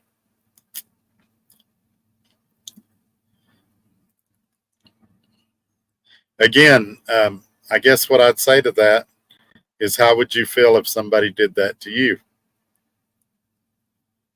You know, maybe they were coming to work at your real estate company, and they show up, and the day that they get there for you to orientate them, show up in their office, they go, oh, I didn't realize I have to have a realtor's license. I'm going back home. You never told me I had to have a realtor's license. And I realize your office is open 8 to 5, but I only want to work afternoons 1 to 5, or I only want to come in from 8 to 10 in the morning. And, or, hey, I didn't realize I'd have to show houses if I worked here. I mean, you would be surprised. I was thinking about when I used to sell cars, and I did buy here, pay here, and it's a lot more intensive. You get out there, you detail the cars yourself, wipe them off, hang out flags and things like that. We had salesmen that we'd hire them. They'd show up. Oh, well, I didn't realize I was going to have to clean glass or put stickers on cars or take pictures of cars. I'm not doing that. I'm a salesman. I'm going to sit in my office and talk on the phone. Well, they didn't work there very long.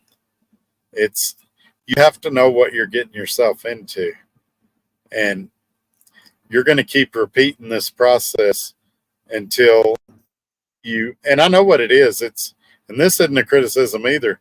You've been self-employed for so long where you're the boss that it's hard to take orders or care what companies think or anything like that. If you don't like a policy in your companies, you can just change it. I get it, man. But if a company says you got to have 10 months of OTR in the last 2 years, it don't matter if you and I think that's a dumb policy or not. That's the policy.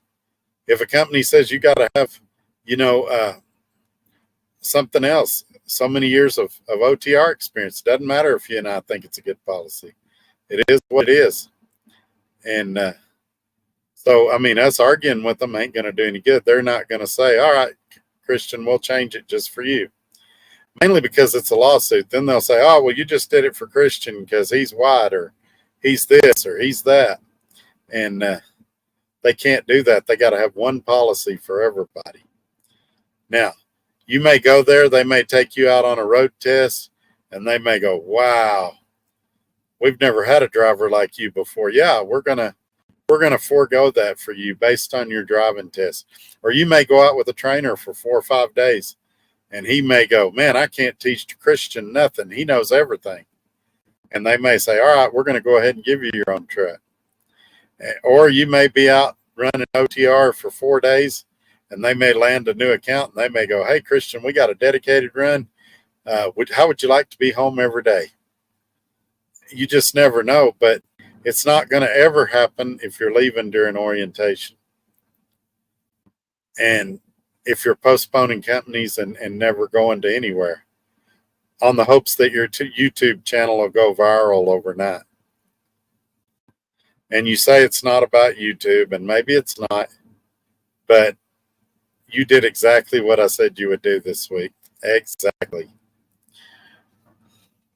And you did it even knowing that I had predicted it, which made it even more incredible. Okay, well, let's talk about this.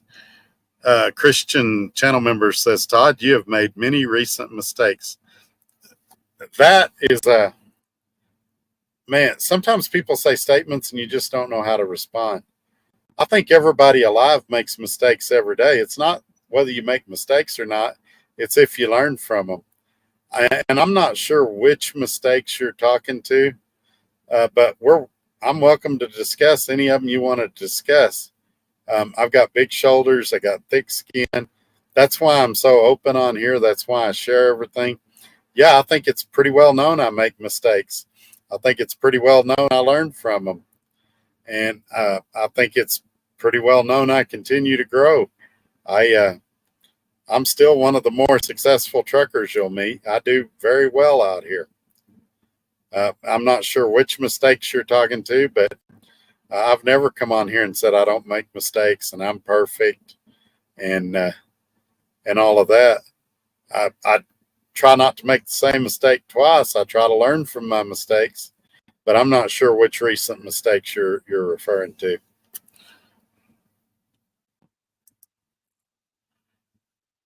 So the company he went to in Mississippi was Gulf Relay. The company I work for in Mississippi is SRO Logistics. So I'm not sure who you was asking, but I covered both companies there.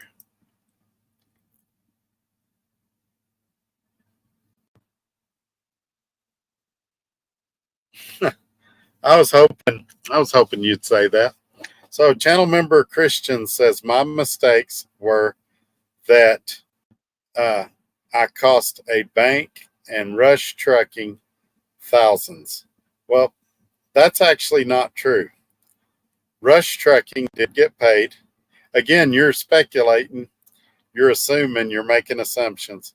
And I haven't cost the bank anything yet. You don't know what they're going to sell that truck for. You don't know if I'm going to pay them the remaining balance or not. You're making assumptions. And I didn't cost the bank anything. Their bad decisions cost them money. We could go through the whole deal. When I showed up at the Kenworth dealer, the bill was supposed to be $800. That was the original estimate. I had $2,500 in the bank. I had 3 times what I needed to pay that bill.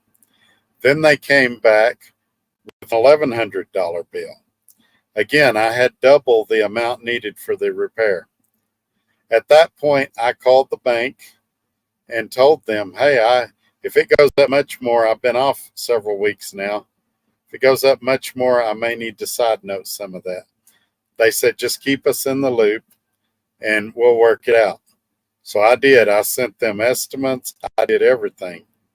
And then it got up to like 2,500 and they started him-hawing around. And I said, I need to know, are y'all still in or not? And they were kind of wishy-washy. Maybe we are, maybe we aren't. We got to know the final bill. So we're not going to know the final bill till the final repair is done.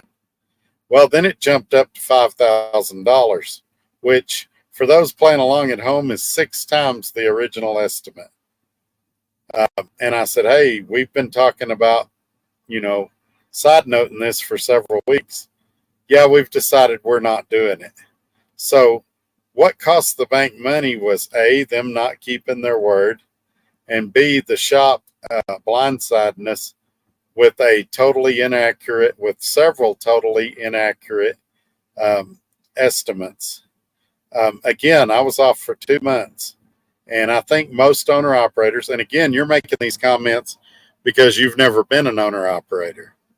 I think most owner operators, if they were out for 2 months, it would wipe them out.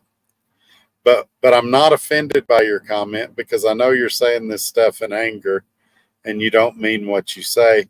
And you're trying to equivocate your bad decisions with my decisions. But I did everything correctly. And that's the thing you don't realize about being an owner operator. This week, or I guess technically it's last week now, they had a record-setting amount of trucking companies turn in their authority. I mean, there was a lot of them. And so companies that were doing the right thing just couldn't do it in this market. And I think there's very few one-truck operations that could survive being broke down for 2 months. And you making a comment like this doesn't upset me. It just shows me your lack of experience. You've never owned a truck. You've never been an owner-operator. I've got an owner-operator that lives less than a mile from me. He's lost 2 trucks this year, and he works at Landstar, where everybody says it's so great. He's had 2 trucks repossessed this year. He's on his 3rd truck and works at Landstar, where everybody says it's perfect. So, again, all you're showing each time you comment is that you need to do more research. You need to learn more about what you're talking about.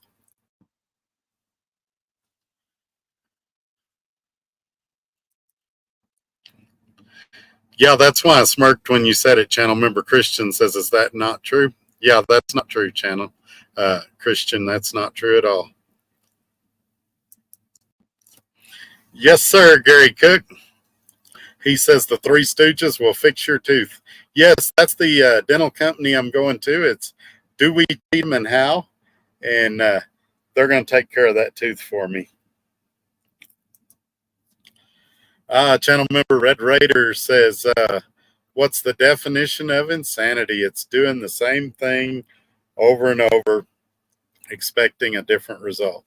In this case, it would be going to 3 different trucking companies in the same week and leaving expecting a better result.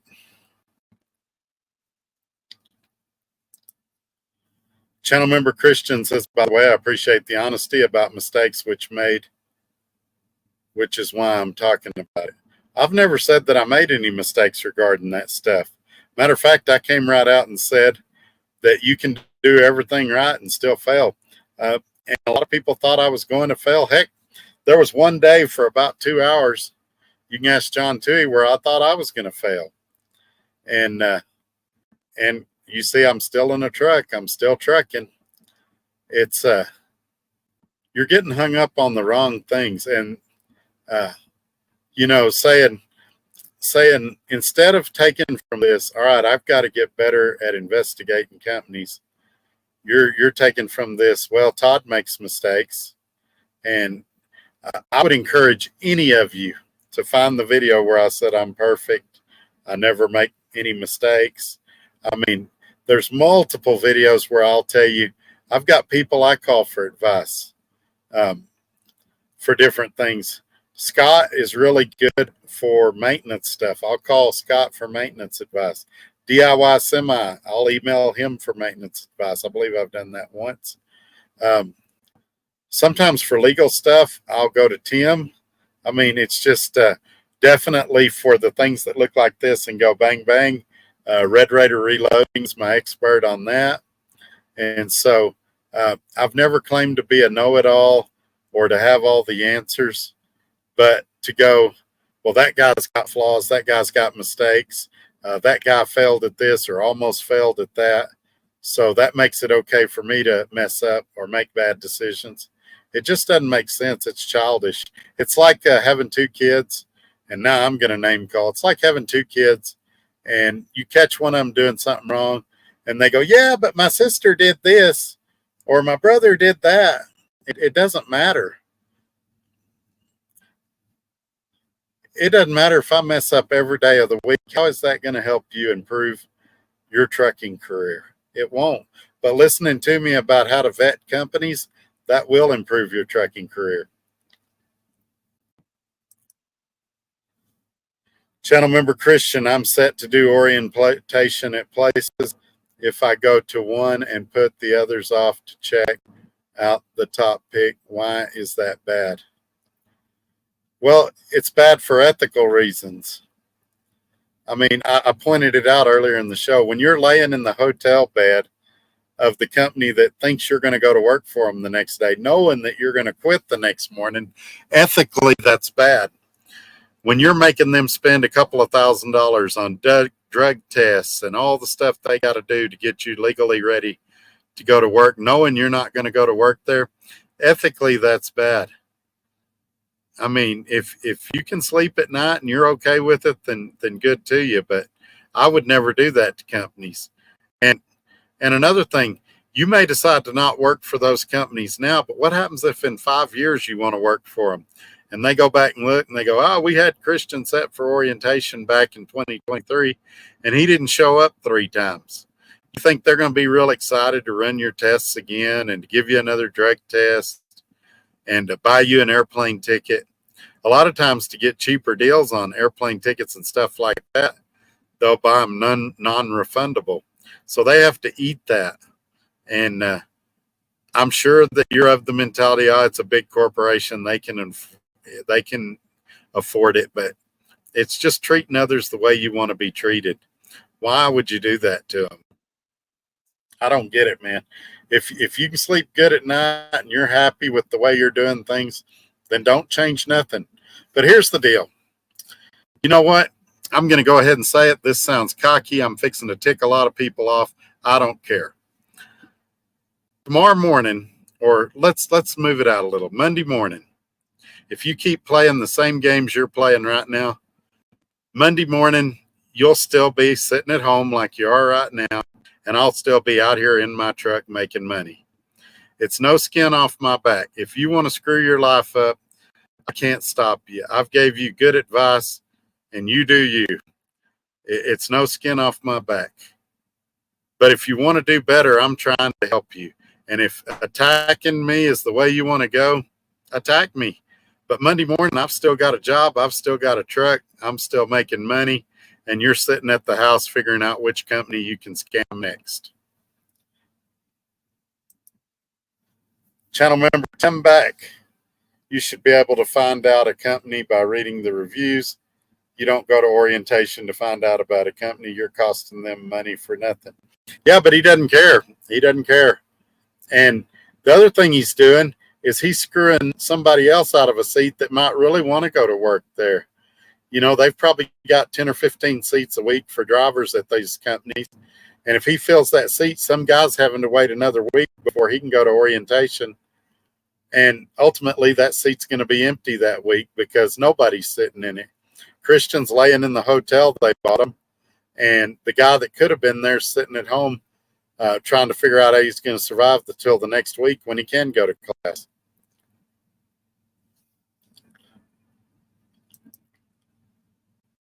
Channel member Midlife says to Christian, I've got connections at a couple of companies, but they are around 90K, and you have to be out 3 to 4 weeks. I get nothing if you go there.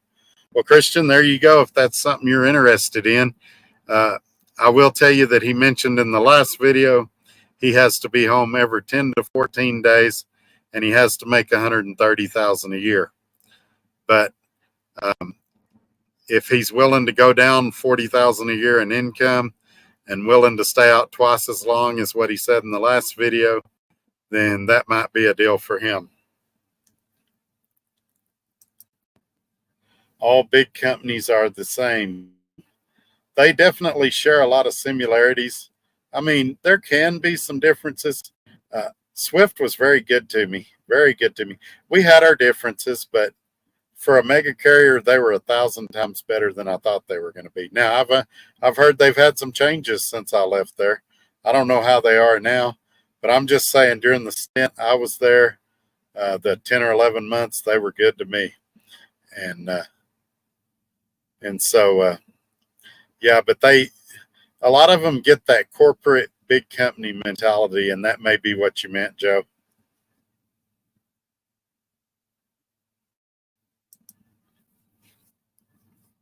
SRJ says insanity is the state of being seriously mentally ill. All righty. Thank you for that clinical definition.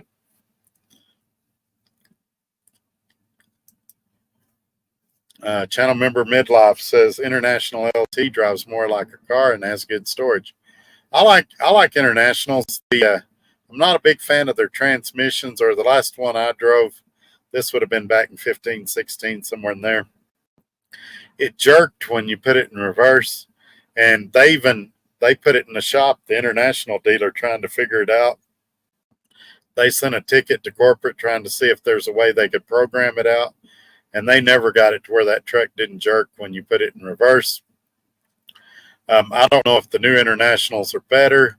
A lot of people are telling me that in the last year or two that International has really improved quality on their trucks, and they're a lot better truck than they were prior. A couple of people have told me that Internationals are kind of squirrely going down the road. I don't know if that's, there's a lot of things that could be. You can adjust the suspension on trucks and the stiffness of the airbags.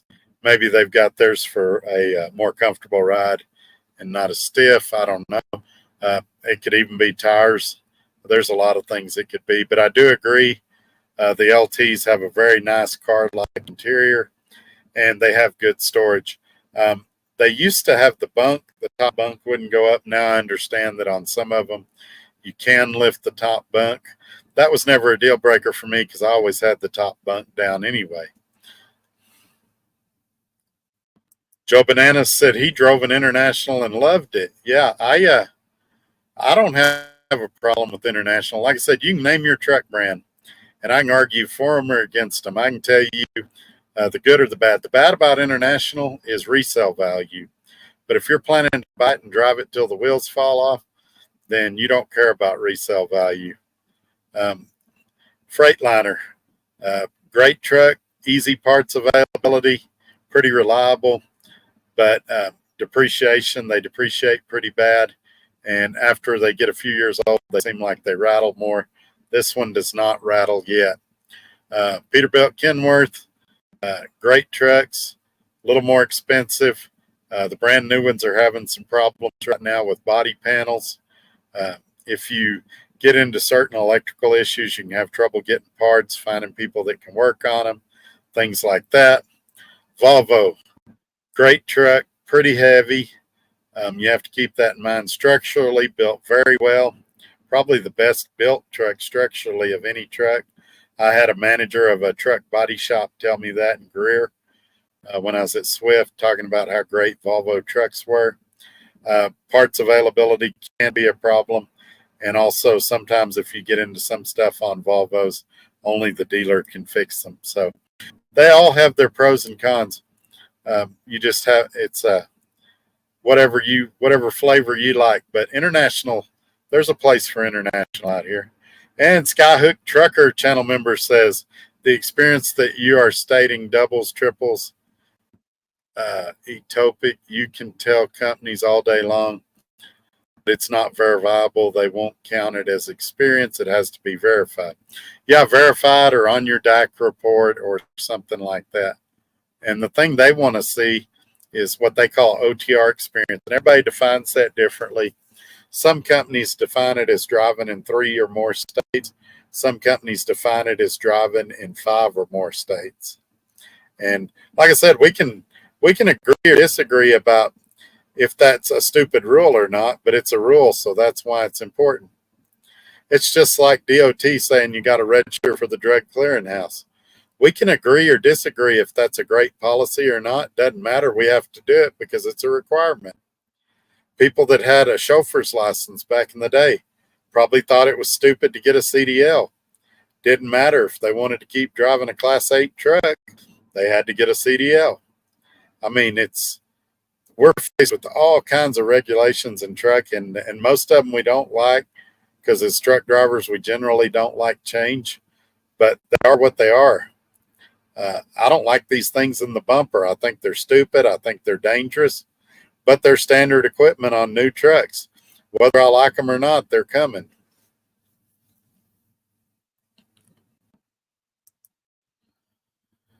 Let's see here. Gary Cook says T-Mobile took over Sprint. I had Sprint for over 15 years. Sprint was decent. Yeah, right at the end when they were phasing Sprint out and merging them into T-Mobile, I had Sprint at the time and I was getting incredible speeds. I mean, like 500 or 600 megabits per second download.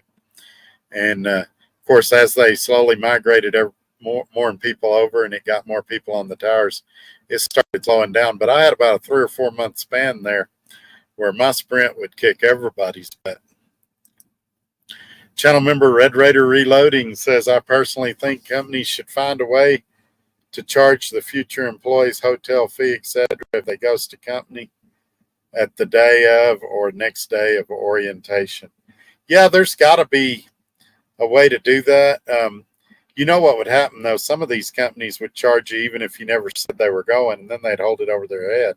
They'd be like, all right, Red Raider, if you don't come to orientation, we're going to charge you for it anyway. And you're like, hey, I was just asking questions. I was never interested in your company. Or I did an application, but after I seen your equipment, I'm like, nah, I don't want to do it. And but yeah, they've got to have some way. And I think their only recourse right now is they can put on your DAC that you quit during orientation. And the big mega carriers, let's be honest, the big mega carriers, they don't care. They've got a budget for that stuff. But if you're going to a small and mid-sized company, that might make a difference to them because they've got a lot less limited money and they don't want to waste it on somebody that's fickle and might not show up.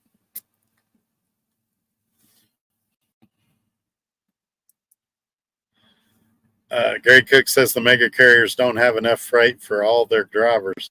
I think that's true for a lot of companies right now. I mean, you look at the load boards even. There's a lot of freight on there, but there's not a lot of good freight on there. Kind of like I used to say about girls. Girls never have to be single. They can always find a guy, but can they find a good guy? Or do they find a wife-beating alcoholic? And it's the same thing in trucking. You can find loads, but can you find loads you can make money on? Or are they crap loads? And today all I saw was junk loads on the board. Like I say, I'm hoping tomorrow morning there's some better stuff on the board. If there's not, I might have to look at repositioning my truck in a different market. I've got a few of my brokers that I work closely with that are looking. They'll give me a call in the morning. We'll talk about what they got, and we'll go from there.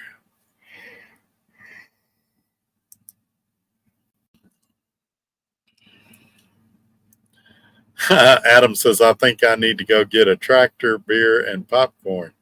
Yes, sir. This has been going for about almost 2 weeks now, so I think we're winding it down. I think everybody knows where everybody stands.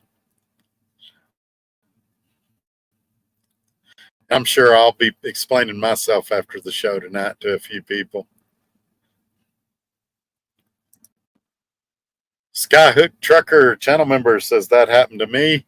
I've had my CDL since 91 and have drove semis where you would say now it's going to happen, but it did. I lost 20 years of experience because I wasn't verified. Well, I had it happen to me too. I mean, what Christian's going through is not something that none of us have gone through. It's just a reality of trucking. I mentioned I went and sold cars again for a while. And when I wanted to come back to trucking, I mean, I had companies saying, oh, we want you to go out with a trainer.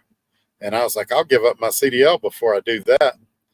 And what I did is I went back to a company I used to work for, and they said, Trucker Todd, we know you. You don't have to do that. We'll accept you.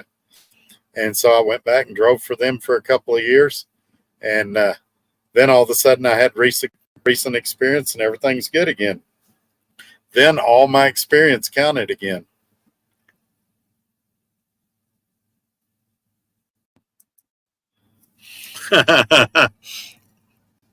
Biden wears diapers. Imagine a YouTube live show dedicated to talking about one guy. Yeah, I would like to expand the show and go on to other topics. Like I said, we've I got one guy saying and midlife suggesting I bring him on the show. I think we've given him ample airtime. He's said his piece. It's obvious we're not going to change his mind. Two people that I know of have offered to help him, Midlife and Tim Back, and he obviously doesn't want help. So I think we're kind of beating a dead horse at this point. If he's got some new points, right now he's researching my background, trying to find some dirt. Says I've made all these mistakes in my life, and he thinks the viewing public needs to know about them. So he's gonna dig for that. That's fine. If he gets something, we'll be sure and present it to everybody. But if somebody else got something they want to talk about, I'd be happy to move on to other subjects.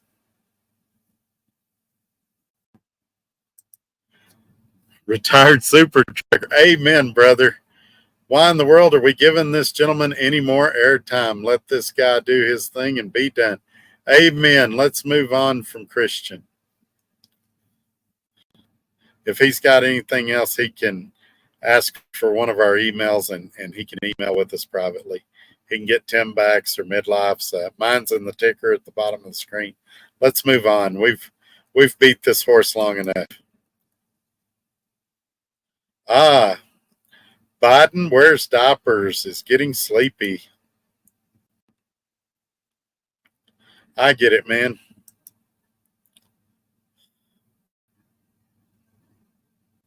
No Fear says I made my decision on leasing a truck from a company and I didn't. Yeah, that's the right decision for most people for sure. No Fear said he had them send him the contract. So you had them send you the contract, and then after you looked at it, you decided it wasn't for you. Yep, that's a good way to do it. You saved yourself a lot of time and money, and you saved the company a lot of time and money. Speed Shifter says, hey, Todd, where's he thinking about going that's so bad? He's had a few bad selections, some of them worse than others. I don't know where he's going now. I think he's going to reveal it in a video after my show tonight or tomorrow or something. But I don't have a clue. Channel member Tim Back says, guys, Trucker Todd reads everyone's comments. This isn't about in person, but if he talks about Christians' dilemmas, it helps others that might be making the same bad decisions. Let him run his show.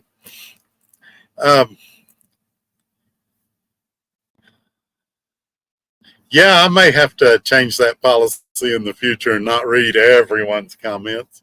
Sometimes I read some that the immediate second after I read them, I'm like, crap, I shouldn't have read that. But yeah, I'm still going to run it and do my thing. And those of you that made suggestions, I'll listen to every suggestion. It doesn't mean I'm going to adopt it. My analytics are great. The channel's growing. So I'm going I'm going to keep going with what works and what's worked for me in the past. I've kind of found my groove. Now, having said that, there will be changes and adjustments made because we need to reach new audiences and continue to grow the channel. So there's going to be a lot of new things coming, especially in 2024. And I just appreciate everybody coming along for the ride. But, when you get up to 6,200 viewers and, 25 or 30,000 Instagrammers and all the TikTokers and everything, it's impossible to do a show or a live or a short that pleases 100% of the audience. There's going to be shows that I do that some of you like more than others. And it's just like when your favorite music artist puts out a song. You've got songs from that artist that's your favorite, and you've got songs from that artist that you go, man, that song sucked. And it's the same thing on here. Every show I do on here is not going to be your favorite show. And every comment I make on here, you're not going to agree with or it be your favorite comment. That's okay. Hang around. We'll circle back around, and I'll get in the area where you and I agree again. And in this day and age, in this world, we're told we can't disagree on anything. We can't have different opinions. And in here we can. It's okay if you don't agree with me on everything. It's okay if I don't agree with you on everything. Me and Midlife have disagreed on several things. We disagree on paid parking. We disagree on logbook flexibility. But we're still friendly to each other. He still comes in every single video, stays pretty much the whole time, and leaves a lot of helpful, good comments. So I got a lot of respect for Midlife, even if I don't agree with every word that comes out of his mouth. Tim Back, same way. I know when he calls me, there's about a 50% chance we're going to disagree on something. But we've got a friendship built on it. And I know that at the end of that phone call, we're still going to be friends, even though we don't see eye to eye on something, that phone call. And I know next time he calls me, we'll probably just laugh and agree on everything. So it's okay if you disagree with something I told Christian, or you think I was too mean to him. We're going to move on from that on to other things. And he's going to go do what he does. And he's going to come in here at some point and say, hey, I did the opposite of what you said, and it worked out great. I'm really happy, and I'm going to congratulate him. Or he's going to come in here and say, hey, yeah, I did my own thing and it didn't work out. I wish I would have listened. And I'm going to say, well, I appreciate that and wish him well. I mean, that's part of being an adult. And so we're all going to be okay. We're going to get through this. Channel member Midlife says, talking about orientation, carriers frequently decide during orientation that they do not want a candidate. Orientation is really a job interview, but it's also an interview for the company. Yeah, it is. And, we've all been in orientation where second day, all of a sudden, 2 or 3 guys ain't there no more. And you can always tell when it's happening because they'll say, hey, Steve, can you come out in the hall for a second? Or, hey, Earl, can you come out here for a minute? And they get up and they're like, hey, bring your stuff. And usually they say they found something in their background or something, or they couldn't verify employment or whatever. But usually 1 or 2, especially in the bigger classes, gets cut. And it's just part of it. But I would say you're on an interview every day. And, people call your company and say, hey, your driver showed up and he smelled like he hadn't had a bath in 3 weeks. Or I've had a couple call in on me, especially they hadn't done it so much at SRO because I'm dealing with them more than what Scott is. But especially Swift and Dart, I had customers call in and ask, hey, can we have Todd full time? Can we get him on some kind of dedicated deal? And the companies would say, no, we don't do that, but we'll put a note in here that if he's in the area, y'all like him or whatever. And they'd call me. I got several calls at Swift. Hey, we just had such and such company call and comment on you. And I'm like, oh, crap, what did I do? And they're like, no, it was great. And I would tease them. I'd be like, hey, it wasn't me. I didn't do that. And they're like, no, it was good. And I was like, oh, it was me. And so it was kind of a running joke between me and Jimmy. He called me like 2 times, 2 months in a row. And he's like, hey, we got some positive comments on you again. And so those are always nice to get. And those are interviews too. Guess what? If they've got a customer that is a butthole that they're having problems with, and they've got a driver that all these companies are talking good about, they might send that driver there to see if he can patch things up. But if they've got a guy that's in conflict everywhere he goes, they're not going to send him there because they don't want to blow that customer out. Channel member Midlife agrees with me about orientation, says I agree that most research should happen well before going there. Yeah, I did some videos a while back about what to look for in a company before applying there. And it was funny. I was at a company I was happy with, and everybody thought I'd quit that company. I did a video about the proper way to quit a company. Everybody thought I'd quit the company I was at, and I hadn't. I was just sharing information because I was getting a lot of phone calls. Hey, Todd, I want to quit my company and come over there with you. What's the proper way to do it? And so I thought, I'll make a video. It'll save me some time.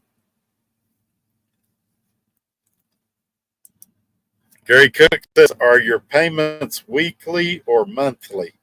So it was my option, and I contradicted myself. You might remember recently when the Kenworth was in the shop, I said that I wish my payments were monthly, and that if I ever did another lease that I would have them monthly. But I had an option, and on this truck, I did weekly with the investor because of the way I do loads here. I do several shorter loads because the rates are better. And so typically it'll come out like on a Friday, or it did with the Kenworth. And so I might get like a $600 or $800 check on Friday. Well, I did it weekly so that when my payment come out, there would be enough there to cover it. And if I had it monthly and say it was, I don't know, $2,000 a month or whatever, $1,800 a month, it'd be hard to come up with if I was getting a $600 or $800 check on a Friday, because I got several other checks during the week. Now, you could make the argument that it all works out, and if you're saving like you're supposed to, that it won't matter, and you're correct, but I just chose to do it weekly. And so that is something else I worked out with the investor and with SRO Logistics, that I could have my payments deducted from my SRO settlements. So that's the way it's being done right now. Instead of me cutting a check to the investor every week, he's worked out a deal with Scott where they're being deducted out of my settlements. And at some point, if this lease goes well, we'll reveal who the investor is, and hopefully he'll be willing to do a deal with Scott and things like that. We'll see. Time will tell. But even then, I'm still not going to tell you what I paid for the truck. No Fear says, glad it's going well and all. Me too, sir. Me too. Channel member Ramon says, y'all have a good night, Todd, and be safe. All right, man. He's, I guess you're going to bed. Have a good night, sir. I hope we can see you in the replay. SRJ says, Trucker's Coach will solve everyone's problems. He hadn't put out a video in a while. I don't know what's going on with him. I know he's not on the truck with Stewie anymore. I don't know if he's working or taking Christmas vacation, or I don't have any clue what's going on in those circles. I don't have anything against the guy. We run in different circles.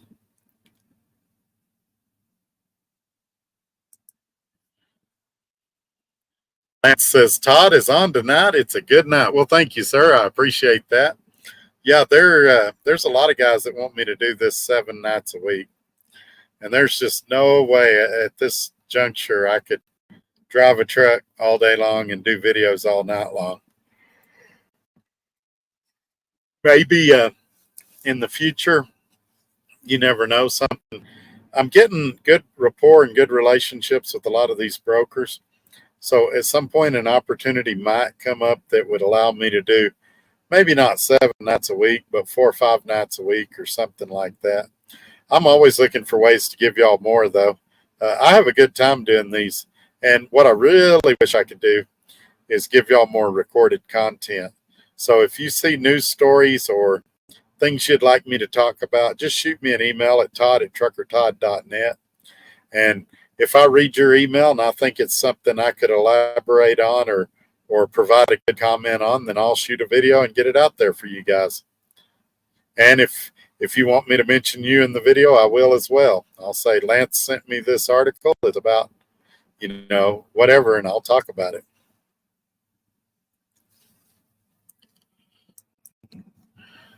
P.U. Patel says, Trucker Todd should be the new truckers coach. I don't know. That's the great thing about YouTube. And I was talking about this with somebody on the phone today. Somebody could come out with a channel and do basically what I would do, and they would get some of my audience, but they would reach a whole new audience that I don't reach because they'd have a different take on it or they'd present it a different way. And so that's why I'm fine with it. That's why I'm willing to help other YouTubers and offer them advice. It's because I don't view them as competition. Not that I'm so much better than them or something like that, but their content is going to be entirely different than mine, even if we're talking about the same subjects. Now, I don't watch a lot of other YouTubers for that reason, because I don't want to be influenced by what they say. I do watch some, like Snorlord. I'll watch him when I can, but it's because he talks about spot market stuff, and there's value to that for me, things I can learn from him. Trucking Made Successful, I watch her to kind of see where hot areas in the country are to go, where the cooling off areas are, places I need to stay away. But your news and opinion YouTubers, I don't watch a ton of that just because I don't want to get my opinions about trucking from them. I want to read my own articles, get my own opinion, and give you my honest opinion on what I think about things. There's a market for Coach out here, or he wouldn't have 39,000 subscribers. And I understand he got a lot of them when he used to do a call-in show. And I understand why he doesn't do the call-in show now. But he and I do entirely different content. I'm not saying his is better than mine or mine's better than his. We're in entirely different circles. He was running team, I was running solo. And so he was pulling a reefer, I was pulling a dry van. So it wasn't that I had anything against the guy. It's just when you're running in different circles, it's hard to do things collaborative or anything like that, because it's even hard to have phone conversations or text because we're in different worlds right now.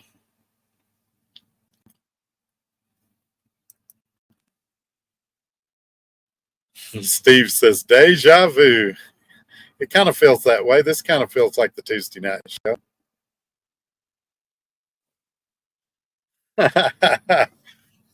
Steve says Harlow needs a coaching call with RVT.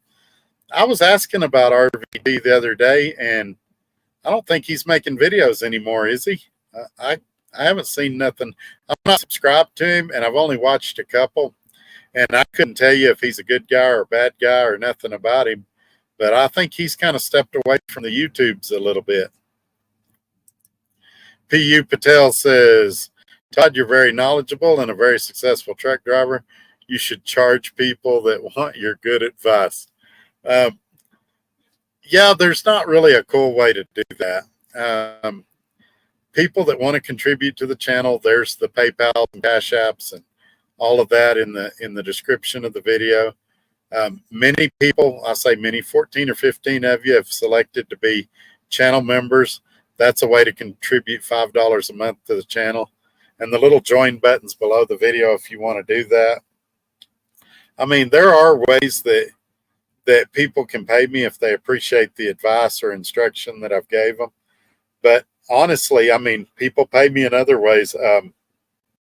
I shared that Asphalt Jungle gave me a whole bunch of ribeyes and ground beef. That was appreciated. John Tooheys bought me lunch a few times. Snorlord bought me dinner. There's just people contribute in different ways, and some can do more than others. And for me personally, I'm just grateful when people watch the videos.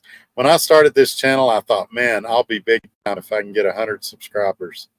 And it blows my mind that people, as busy as they are, take time out of their day to watch me go 2 or 3 hours or sometimes 5 hours, and that they're engaged and they want to hear what I got to say, and I want to hear what they got to say. So it's a great relationship that we've got going on here, and I'm beyond grateful for every one of you, even those of you that don't like me or that are mad at me right now. And there's a couple of you out there. Biden says, here we go again, more Christian bashing. No, not at all. We're done with that. Ted says, hello, Mr. Todd. Hope all is well. Sorry I'm late. I just got off work. Hey, how is it Julius? Is that his name? How's Julius doing? Any improvement?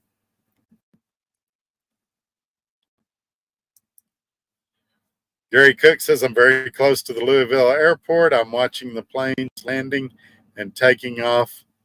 Those planes are huge. Yeah, I bet. I don't know if I've been to that airport. The one I think about is the one in Indianapolis when you're driving through there. That's enormous.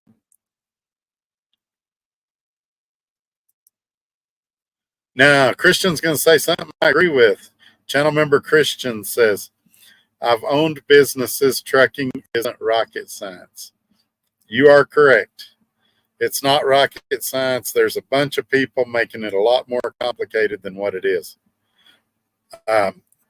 Finding a trucking company is also not rocket science, but there is a science to selecting a good company. And that's all we're trying to teach you is how to find a good company. If you don't see any value in that, then I wish you the best. And I hope you'll keep us updated and let us know how it's going for you. Channel member Christian, all I've done is listen, which is in part why I left. I understand, Christian. We're going to keep moving on. Channel member Tim back, Todd, I'm not upset. I think Triple R is a great guy. I just don't want the show to get out of hand because someone ends up committing suicide because of being piled on, LOL. Well, I don't want anybody to commit suicide either. And I would hope that if any of my audience is near that point, that they would reach out to me or to a family member or a friend or somebody they trust and get some help. That's the last thing I want. But yeah, I think we're slowly moving away from that conversation. And I'm pretty sure tonight will be the last time we'll talk about this. The next time we talk about Christian in depth after tonight will be when he's found a good trucking company and he's really excited and doing well. And then that'll be a show of congratulations, and we're going to all rejoice with him at that time. Alaska Hall, I was hoping you'd make it in here tonight. All lease purchases with big carriers are a scam, and they won't make you any money. Go work for a Chicago company. At least they pay 70 cents a mile and run how many miles you want. Yeah, I better not touch that one as a driver. All righty. I better skip that one. Steve says, good night, y'all. Good night, Steve. Robbie Ross, channel member, says, I disagree. Alaska and a lease. I'm in a lease and I do very well. I know how to make money and I'm very profitable. Yeah, I think it's dangerous to, and I like Alaska Haul a lot too. I think it's dangerous to group everybody into one category and say all lease purchases are bad or all lease purchases are good or all owner operators are good or all owner operators are bad. I think it's just bad to group everybody in one category. There's exceptions to every rule. Now, I do think most lease purchases are bad, but I think there's some that are pretty good. I think the one that Robbie Ross is in is pretty decent. And but I mean, I know a little bit about Robbie Ross. I've known him for a few years now, and he's got the experience and he's got the work ethic. He's got the business know-how from what he did before trucking. I mean, Robbie Ross, and I've said this before, he'd be successful at just nearly any company. It'd have to be a really crappy program for Robbie Ross to not do well. And so, yeah, that's what I would say about that. I don't know how I feel about the Chicago companies. GP Transco seems okay for company drivers. I definitely wouldn't do a lease purchase with a Chicago company. And I definitely wouldn't do a lease purchase with any company that was falsifying my logbook. Because when it all goes south, it's going to be the driver that gets in trouble and not the company. Channel member Midlife talking about XM. You can transfer XM radio to radio on the website. Yeah, but the deal I've got is another GPS at my house that included 3 months of Sirius for free. And so in order for that promotion to work, I've got to do it through that GPS.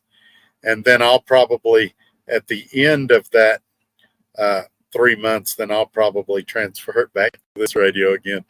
I don't have a problem with it unless the other one just takes my breath away with quality. But I'm a cheapskate, and if I can save $12 for 3 months, I'll save $12 for 3 months.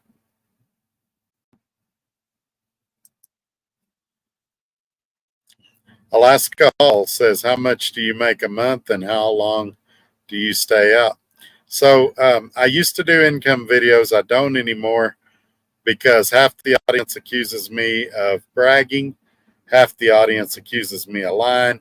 I guess it'd be a third of the audience. And a third of the audience accuses me of, bragging, lying, and what was the other one? Being ripped off. They make more money than me. So I don't talk specifically on income. Another reason I don't do it now, there's actually a fourth reason. Running the spot market and negotiating my own rates. I can tell you a lot of it depends what part of the country you're running and how often you go home, things like that. But gross really doesn't matter when you're running this. It's what you take home. So I can give you my gross numbers. The last 2 months I ran a full month. I did like 24,000 gross, 25,000 gross. Those are ballpark numbers.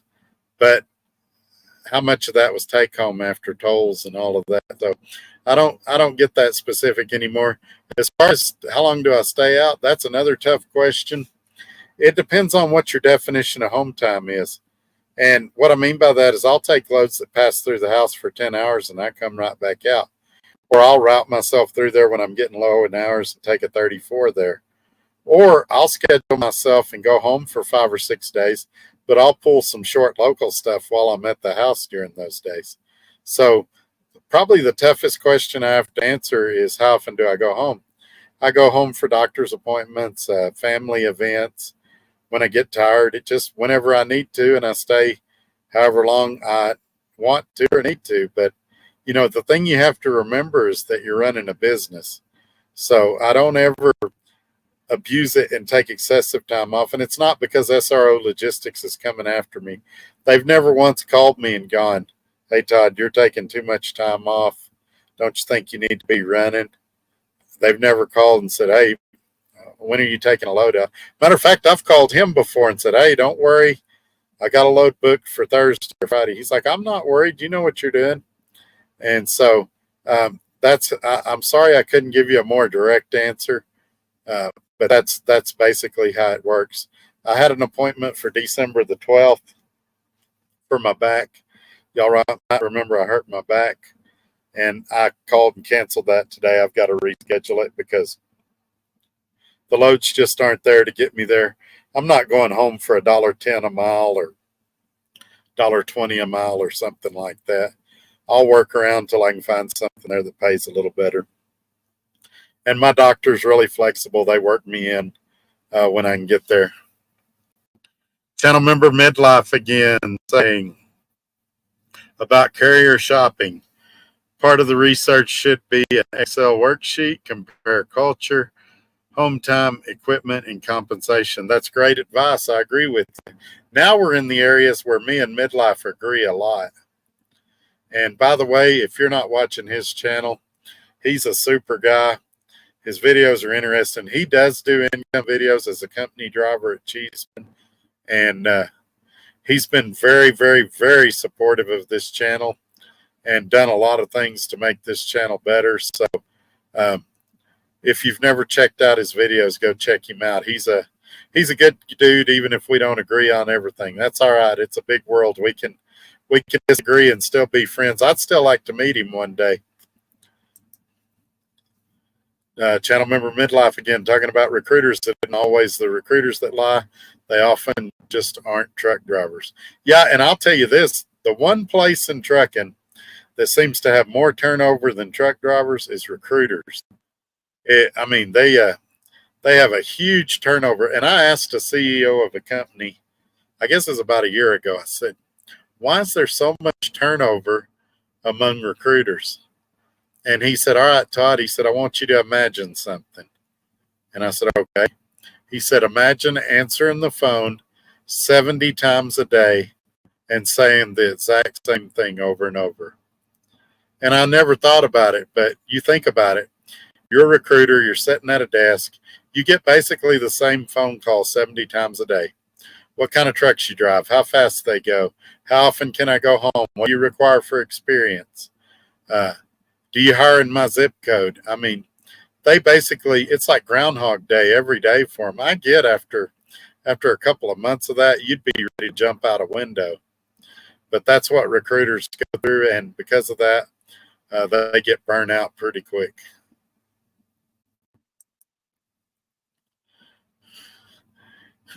Trucking with Fly Rabbit, I think Midlife needs to go live with you. We may do that one day. It's all about, a lot of people want to go live with me. I get tons of requests, but we have to have that conversation.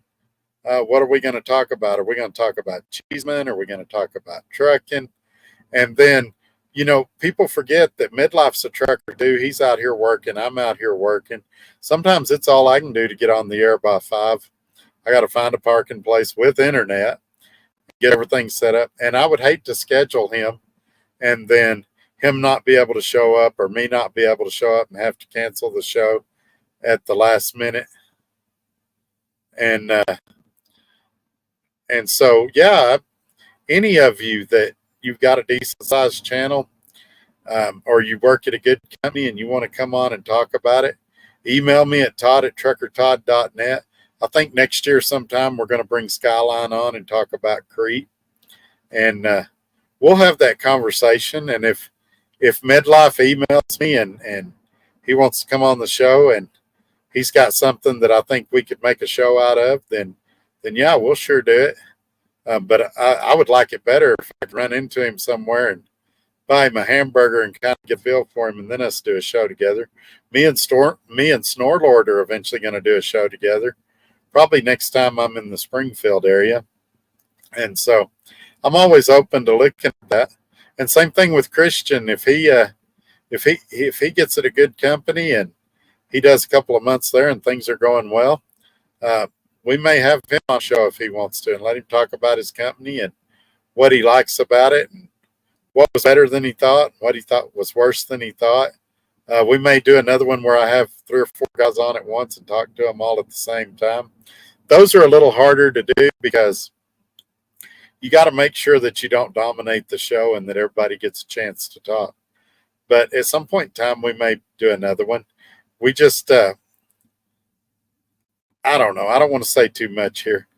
But at some point, we'll do those things occasionally. They're not going to be a regular deal, though, because this channel grows because people want to see me. And so we got to make sure that I'm still a major part of the show. But sometimes we can bring other people in to add spice to the conversation. I'm okay with that, too. Channel member Christian says, you did help. I left. All right, but where are you going now? That's what everybody wants to know. Channel member Robbie Ross says, I was out a little over a month this time out. Can't quote exact numbers. My account tells me every month my P&L and my numbers are compared to the national average that ATBS uses. Well, that's good. So you know how you're doing, and that's all that matters. But I'll bet you're doing good. But you got to realize I've known Robbie Ross for several years, and I know the caliber of guy he is. So I guarantee you he's killing it out here. Channel member Christian says we're still friends. I hope so. But I may need to get one of those tasters like Kings have. If we ever go to a restaurant together and I leave to go to the bathroom or something, I may need to have a taster test my food before I eat it. Alaska Hall says, how many miles did you put on in a month? It just depends on the month. It just depends on the month, man. But I would say, generally speaking, 10 to 11,000 a month, somewhere in that area.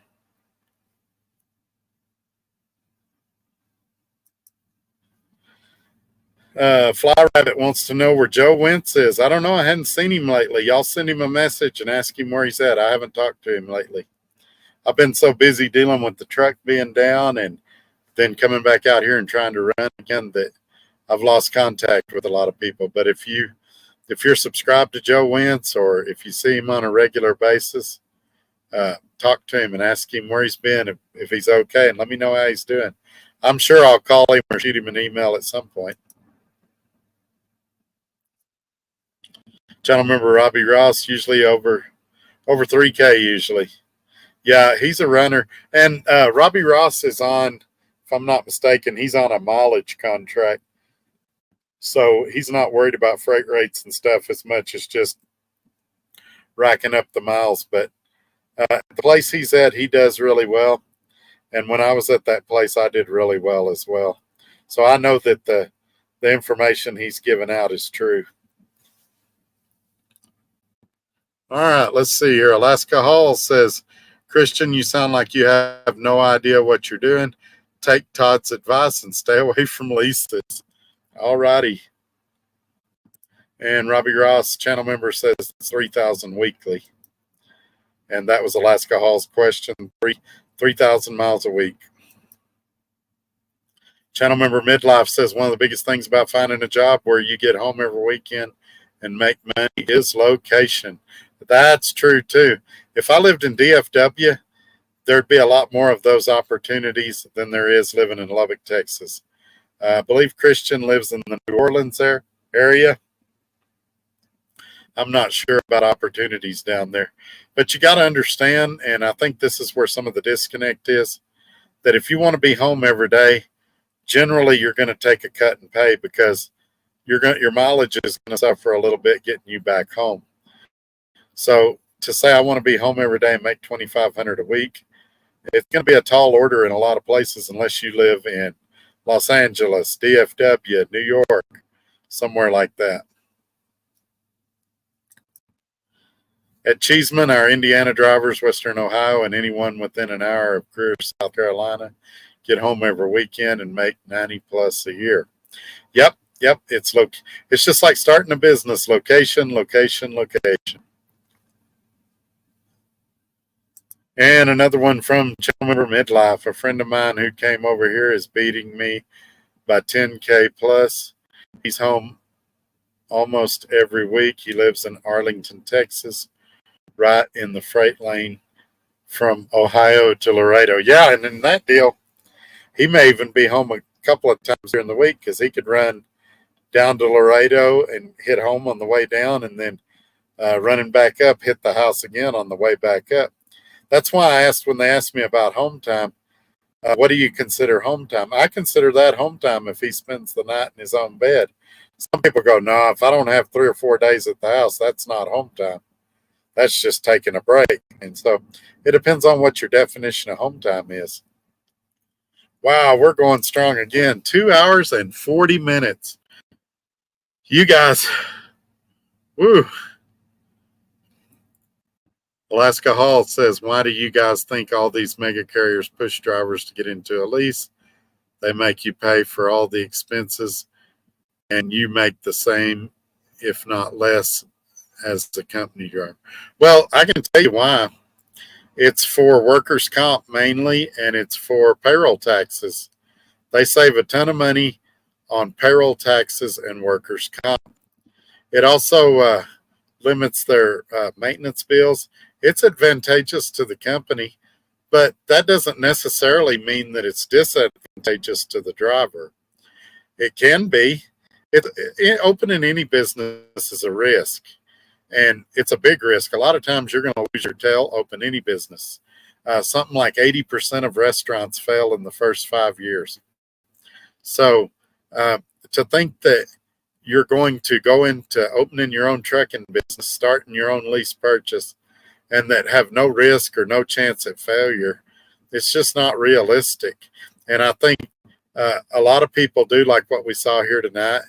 They don't prep. They don't do their research. They don't know what they're getting into. I mean, I've had guys call me. They're out on a lease and they're going, "Hey, I got my first settlement. Can you believe they charged me for fuel?" I'm going, "Yeah, it's your truck." One guy at Dart called me. He'd been in his truck a month. He ran over something with his drive tire and blew a tire, and he wanted the company to pay for his tire. And I was going, even if you were a company driver, they'd have probably charged you for that tire if you ran over something. But you're an owner operator, buy a tire. And that's what guys don't understand. A lot of them get into this, and I think all companies, especially for a guy that's never owned a truck, never done a lease purchase, they should have a class where they teach them, you know, here's how much you put back for maintenance. Here's how you do this. Here's how you do that.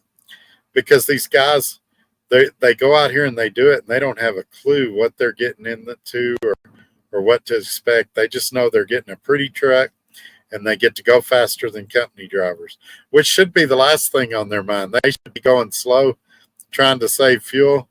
I mean, I've had guys tell me, well, now that I'm an owner operator, I can idle as much as I want to. Yeah, you can, but why would you? And that's where I think the problem is. It's education. And then when you come on here and you try to teach them at a truck stop, or you make a video and you try to show people, then you get accused of being a bully or picking on somebody. And it's like, no, I made a crap ton of mistakes. The first 20 years I drove, I did not treat it like a business. And so I know exactly what not to do. And so my advice to people is do the exact opposite of what I did. And that's usually what I tell people. I say, hey, I tried what you're trying. It didn't work. Try this instead. And that's what I've found to be the most successful. But, and that's part of why that class is important. Guys don't even, I mean, you can't figure out what your break-even point is if you don't even know what your costs are. And you can't know what your costs are if you've never ran an over-the-road truck operation. I'll tell you who would be great at one.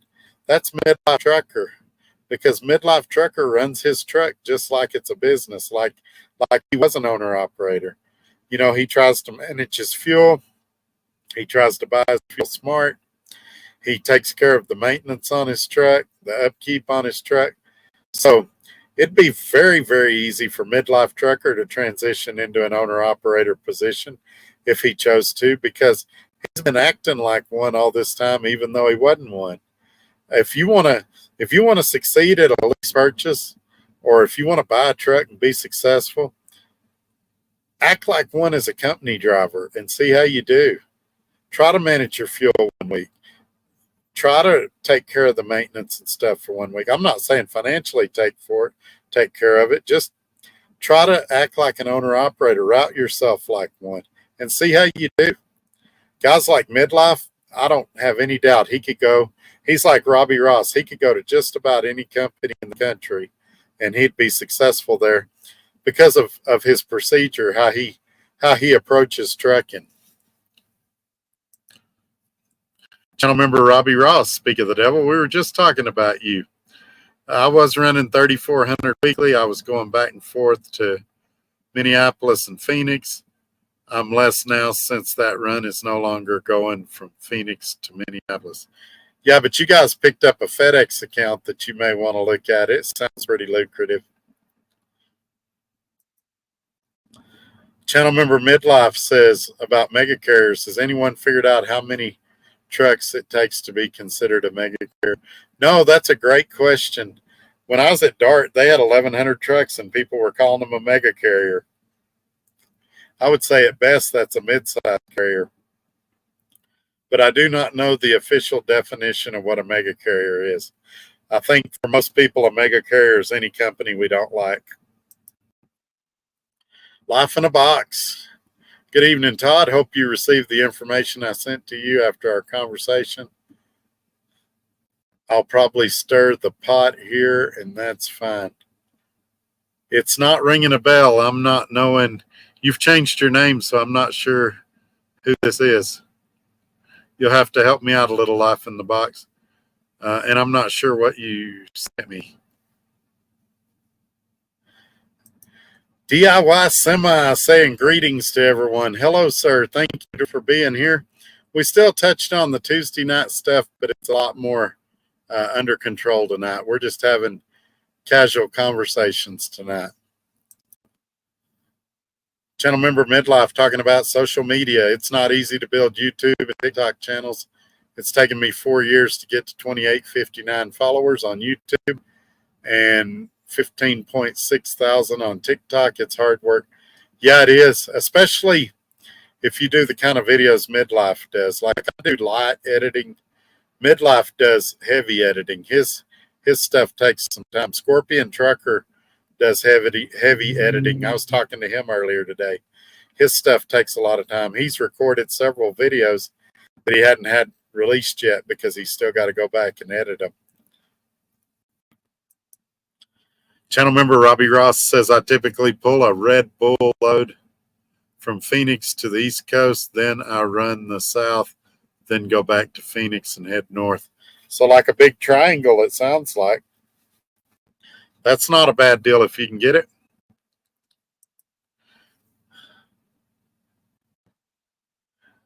Life in a Box. Please do not sit even for one day. And yes, even in Colorado, you'd be better off to deadhead somewhere else. Sitting is very costly. Depends how you do it.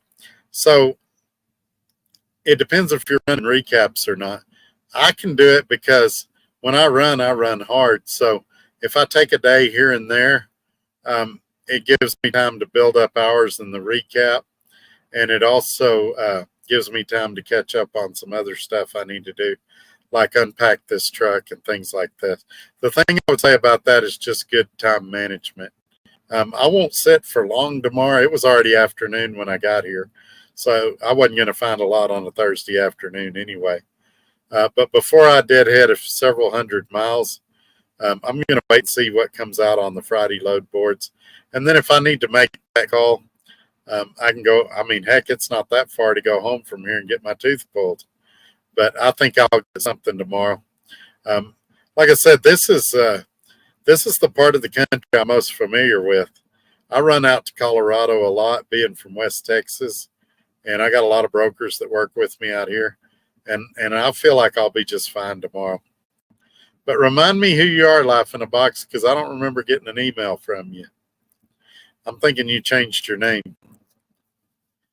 Channel member Midlife says to DIY, good evening, DIY. Good to see you. Yes, sir. I always like when DIY comes in. And he says hello to Midlife as well. Life in a Box. I wish people would run the numbers because they would realize the obvious and it would push rates up over time. Yeah, I wish that too. It's like I saw rates on the load board today for $1 a mile going to North Carolina from here, 2,000-mile trip. I saw loads on there, $1.10 a mile. And I don't see where it makes sense to run those loads. Brokers are going to keep offering them as long as there's people that'll take them. Now, there's exceptions to every rule. And I know Cassius King took some heat about a week ago. He took a cheap one back to Minnesota. But I got to say, I agree with his logic. I would have done what he did in that situation. He took a lot of heat. People said some really nasty things to him. But what he did made good business sense. And so I realize it sounds like I'm talking out of both sides of my mouth. I'm sitting here saying, don't take cheap loads and don't do this and don't do that.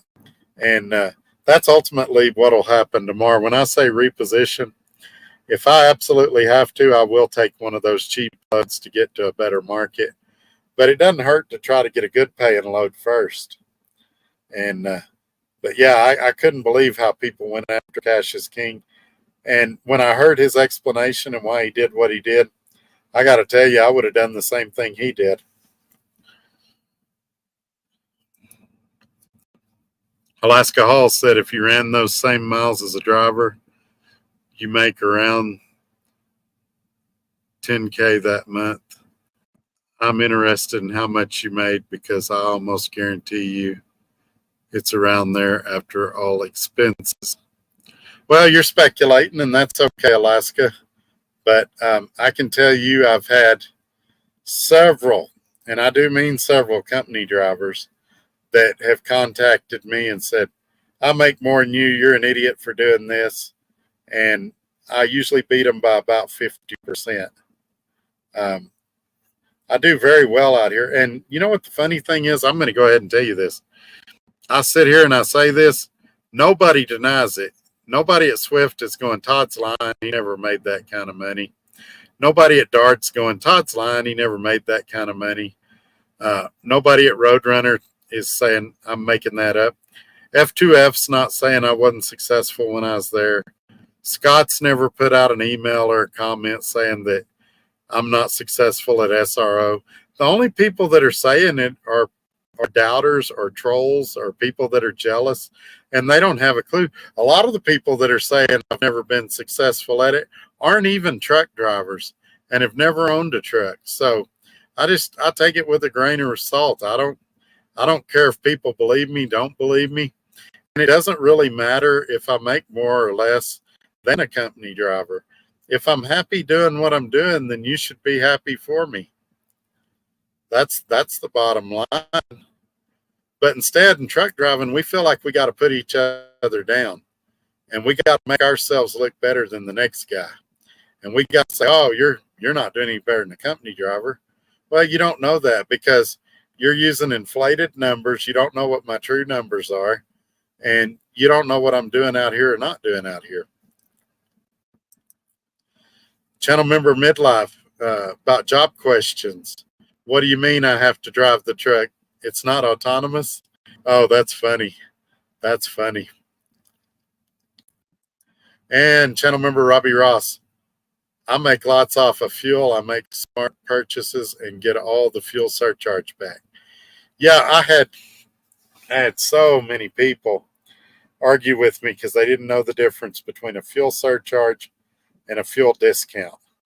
And I kept telling people I was making like $140 a week off of the fuel surcharge. And people didn't know what that meant. And I would say, well, you take what I spent for fuel this week and what I paid for and what my fuel surcharge was this week. And my fuel surcharge was $140 greater than my fuel. And they're like, oh, that can't be. And they'd get it confused with the fuel discount. And that's when I started to realize that I'm arguing with people that don't know what they're talking about. And I'm not going to convince them because they don't know what they're talking about. And instead of them saying that they don't know what they're talking about and asking me to explain it to them, it's easier to say I'm stupid or I don't know what I'm talking about or there's no way. I had the guy that helped me start my YouTube channel, really nice guy. At the time, I thought he was. I learned some stuff about him. He's a story for another day. But the guy that helped me start my YouTube channel, he called me one night. He said, Todd, I've been watching your videos at Roadrunner. I've ran the numbers. I just don't see how you're making what you're making. It's impossible.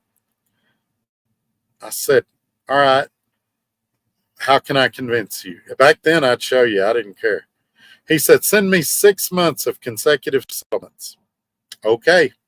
So I did. I said, you want the last 6 months? You want to pick the months? How do you want it? I want the last 6 months, starting from your most recent settlement. I sent it to him. He looked at it. He called me. Todd, I've read every settlement. I still don't believe it. I said, well, I don't know what to do. I said, you asked for proof. I'll give you proof. If you choose not to accept that proof, what else can I do? He said, well, I want you to explain it. I don't see your truck payments in there. So I went to every settlement, showed him the truck payments. Well, I don't see your fuel. I went to every settlement, showed him the fuel. Well, I still don't believe it. I said, well, then this conversation's over. I've I've met every requirement that you've asked me to meet, and you still don't want to believe it. I'm not going to be able to convince you. There's not a settlement I can show you. There's not a document I can show you that's going to change your mind. You're just going to have to not believe me. Either what I'm saying is true, or I falsified 6 months worth of documents in under 15 minutes. And then I learned some other stuff about him, and we had to stop talking. He was around 30 years old and dating a 16-year-old and all kinds of stuff. And the second he told me that, our conversations ended. But as far as I know, he's still on YouTube. And nice guy, but I can't condone being with a minor like that. A trucker named Tim. He changed his name. He's a channel member. No one has to take advice, but when it bites you in the butt, you can't come back and blame them. Every man or woman is responsible for their own decisions. Christian, make your bed and lie in it. And channel member, a trucker named Tim. That's going to take me some getting used to say. I wish everyone all the best in all they do. Me too. Me too, my friend. Channel member Robbie Ross. I also, knock on wood, have not had any large mechanical expenses. I bought some steer tires last month and got a great deal. Well, I can tell you this, Robbie Ross, the company you're at, if you ever get to a point where you're crossing that bridge, they'll stand beside you and do a lot of stuff. And I don't just mean financially. I had them when I worked there call companies and pressure them to get my truck fixed faster. I had them call companies and get my parts quicker. For those kind of things, they're top notch. And I feel like if you ever get in a position to where you've got a really large mechanical bill, that they'll get you a longer vehicle or help you with financing or things like that. Defer some truck payments, things like that. And I still know some people over there. If you ever need some help with something like that, just call me or email me and I'll get involved too. Channel member Mudflap talking about Freightliner. Does your truck have the door in the sleeper? I didn't know that was offered on Freightliner until I saw one emptying their truck at Petro. It has one door. It doesn't have it on the driver's side. It does have it on the passenger side. It's not really useful in this truck because the way the TV mounts, he made a special mount where you can put a 32-inch. Well, you could put a bigger than that. You could probably put a 40-inch TV in here, and so you could open that door, but it would be a little cumbersome. And so I think I've opened it once or twice, but not very often.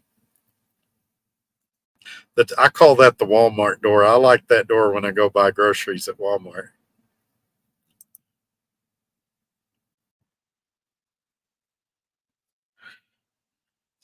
Alaska Hall, you should know how much you made. Seems like you just don't want to say it. Well, that's exactly it. I do know how much I made, and I don't want to say it. You hit the nail on the head. And I explain why, because I got a part of the audience that gets mad at me thinking I'm bragging. I got part of the audience that goes, well, I make more than you. You're getting ripped off. And I got part of the audience that, it's not a win-win for me. There's no win for me giving you that information. It doesn't matter what I make. That's private information. It's nobody's business unless I want to share it. But even if I do share it, it doesn't affect you in one way or the other. You're in Alaska, you're not going to come work at SRO Logistics. And even if you did, your income's going to be different than mine. There's 4 or 5 other drivers that work here besides me. Their incomes are different than mine as well. I'm sure a couple of them make more than me, especially the 2 months I was down. And I'm sure several of them make less than me. But me revealing that information doesn't change anything or doesn't help anybody. I'm on here to help people. And originally I was doing income videos because I thought it would motivate people. If I did, when I was at Swift, I was making like $2,500 a week. If I did a video and I said, hey, I'm making $2,500 a week, If a guy was making 2,000 a week, I hope in that video would motivate them to try to get to 2,500. And it didn't. Instead, it ticked them off. They went, well, he's only making 2,500 because he's Trucker Todd. And guys at other companies that were making more than 2,500 a week, a lot of them weren't even driving dry van. They were in a totally different sector of trucking, flatbed or reefer or doing specialty freight. They were going, oh, you're getting ripped off. I make 3,000 a week. So there's no benefit in it. Yes, I know my numbers. No, I'm not going to share my numbers with you. There's no benefit to it. I would expect you make more than me in Alaska because it's more remote. You deal with more crap than I do. It looks like you pull a reefer. I don't care. I like the money I make. I do really well. Everybody I've compared numbers with, I outdo them. And especially when you factor in home time and everything else. If you make more than me, great. You make less than me, great. But sitting here trying to goat me into giving my numbers ain't going to happen. I gave you my gross, and I said it'll depend on your deductions and your taxes. Channel member Christian, most of the companies I applied to say 6 months OTR if you had other experience. Yeah, that's pretty common. And like I said, I bet it's not really the companies. I bet it's the insurance companies that they work with that are giving them that criteria. I wish insurance companies would just stay out of it. Channel member Midlife, talking to Robbie Ross. Having a good fuel strategy is a recipe for success. Thumbs up on that one. Yeah, it is. DIY Semi said he made like 50 mistakes today. Yeah, if you meet an owner operator out here that tells you they're not making mistakes, then they're not looking. If you're analyzing your operation, you're going to find mistakes. And to be honest with you, that's what I like about it. More than driving, the things I like are negotiating with brokers and trying to find ways to improve. That's the great thing about trucking, is that there's always somewhere you can improve. If I worked at a place and they said, $2 is the mile, $2 a mile is the ceiling, you'll never make $2 a mile or higher than that, I would lose interest in working there very quick. I like that I can tweak my fuel economy. I like that I can make changes to my truck and improve my efficiency.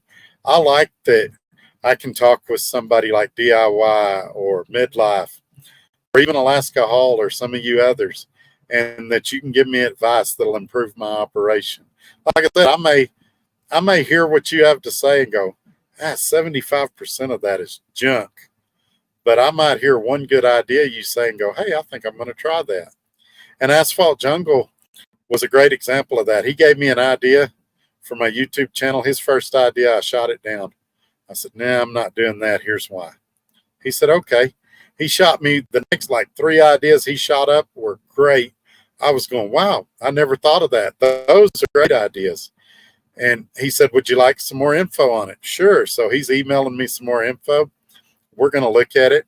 But yeah, I make mistakes every day. And look, I've shared this too. There was a time when everybody was trying to get background checks on me and learn about my family and dig up dirt. You guys don't watch me every week because you're considering me for being the preacher of your church. I've got flaws. I'm not perfect. I've got a temper. I've made mistakes.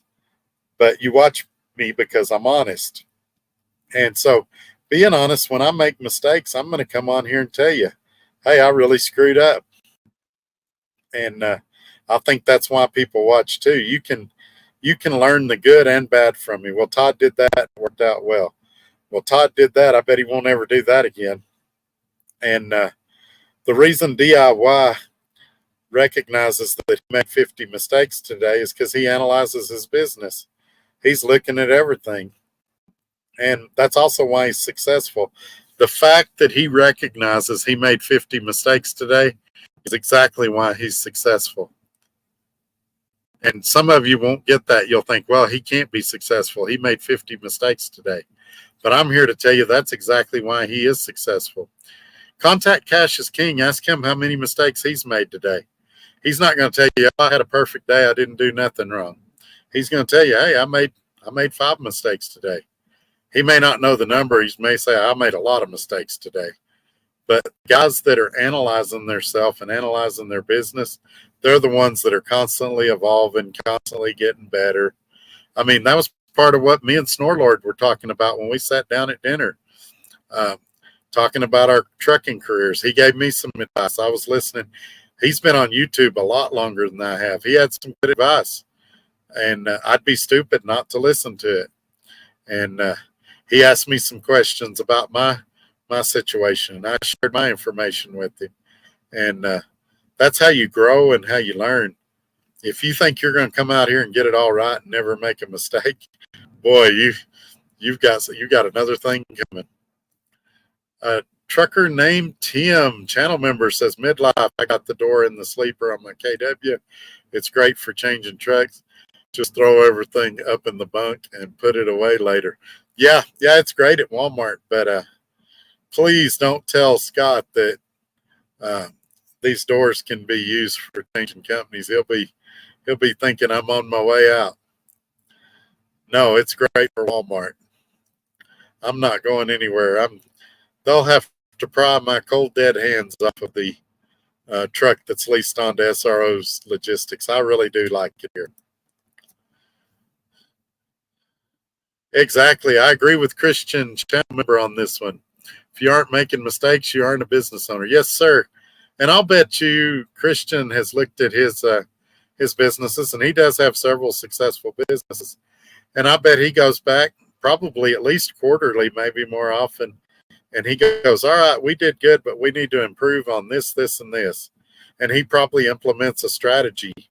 All right, we did this last time. We're going to try this quarter and see if things improve.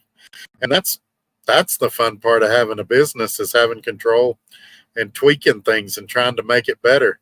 Maybe they advertised in a magazine or on a billboard or something, and they didn't get any traction off of it, so they're going to pull that advertisement and try somewhere else. Maybe they're going to mail a flyer out this month and see if they get some traction off that. Or maybe they've got a new style of yard sign that is really drawing a lot of attraction to the houses they have for sale. But Christian nailed it here on the head about if you're not making mistakes, you aren't a business owner. Channel member Robbie Ross, my truck is at Freightliner in Phoenix. I got a great service advisor who is getting a lot of issues under warranty for me. That's awesome. That's another secret, is getting with a shop that you trust and that'll take care of you and try to save you money where they can. Somebody called me and told me about a shop they work with. I believe it was in New Mexico, that the shop called around and found them cheaper parts and stuff like that. That's a shop that you not only want to make sure you go to, but you want to do that word of mouth thing. Tell your friends, hey, this shop in this city, they're great, so that other people can use them. And that's what I've got to find, quite frankly, in Lubbock now. Now that I've got a Freightliner that's out of warranty, it doesn't need to go to a dealer for anything. I need to find a local shop that I trust that can take care of the services and the things like that, and keep my truck running good and notify me of problems and things like that.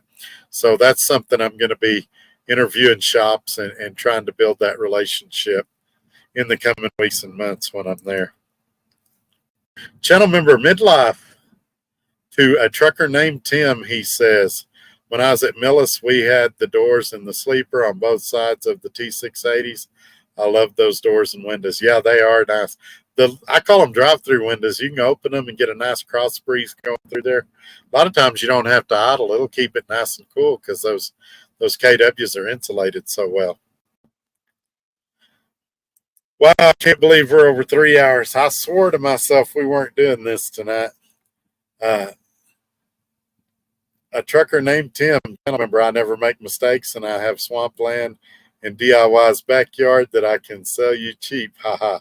Yeah, there was only one perfect person to ever walk the earth, and that was Tim. And so we're ever eternally grateful for his knowledge, wisdom, and foresight. No, Tim, Tim's not perfect. I don't think he'd tell you he's perfect, but what Tim is very good at being proactive and fixing things before they have a problem.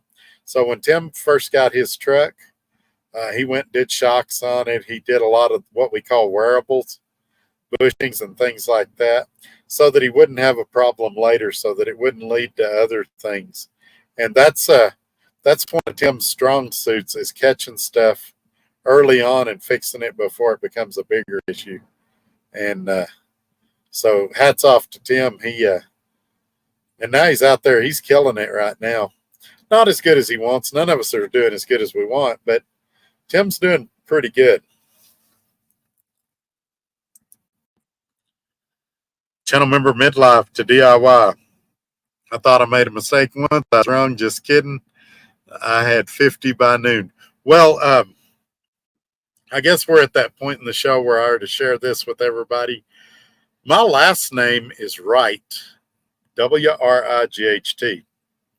So if you wanted to, you could say, I've always been right.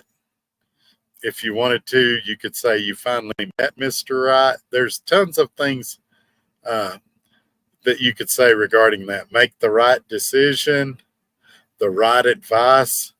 I mean, so just keep that in mind as well. Coincidence? I think not. Channel member Christian, I really like driving. It's an escape from the horrible real estate market, from having to figure out how to proceed in that direction. Trucking and going out on the road is quiet to me. Yeah, it was therapeutic to me after leaving the house after 8 weeks, hopping back in the truck and just getting away. Sometimes you get to listen to an audio book or listen to music. Normally I'm taking phone calls, but it was nice to have news to tell people. People call me, hey, Todd, are you in the truck? Yeah. It was nice to have some news. Hey, I'm rolling. Things are going good. As opposed to sitting at the house. I'm waiting on the shop. I'm waiting on the bank. I'm waiting on this. I finally had some good news to share, and it was therapeutic to fly and get the truck, get in it, drive it, and everything works. It's a good truck. It drives straight. I mean, no big issues that need to be addressed right now. Which reminds me, I've got 2 interior light bulbs in here I still need to swap.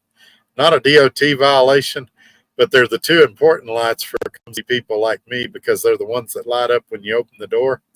So I need to run in the truck stop here after this video and buy.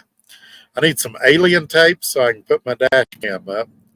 And I need some light bulbs for these interior lights so that I can see what I'm doing when I'm getting out. And they're nice reading lights too.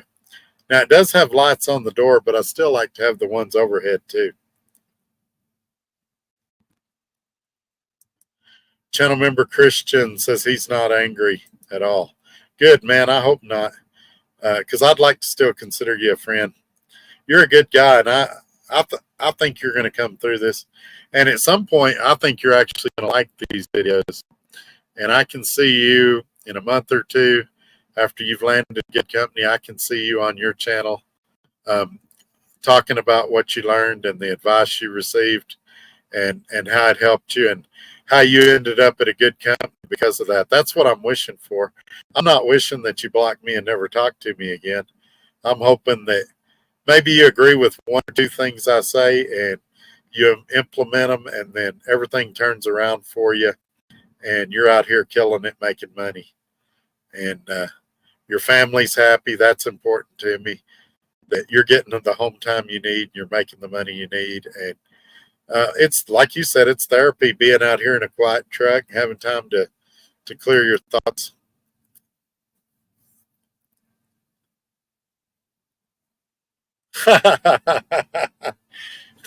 DIY semi, 100 points for using the word equivocate in live stream. 1,000 points to me for spelling it. Yeah, you're a better man than me. If I'm using equivocate and you're asking me to spell it, I'll be using the spell checker on my phones.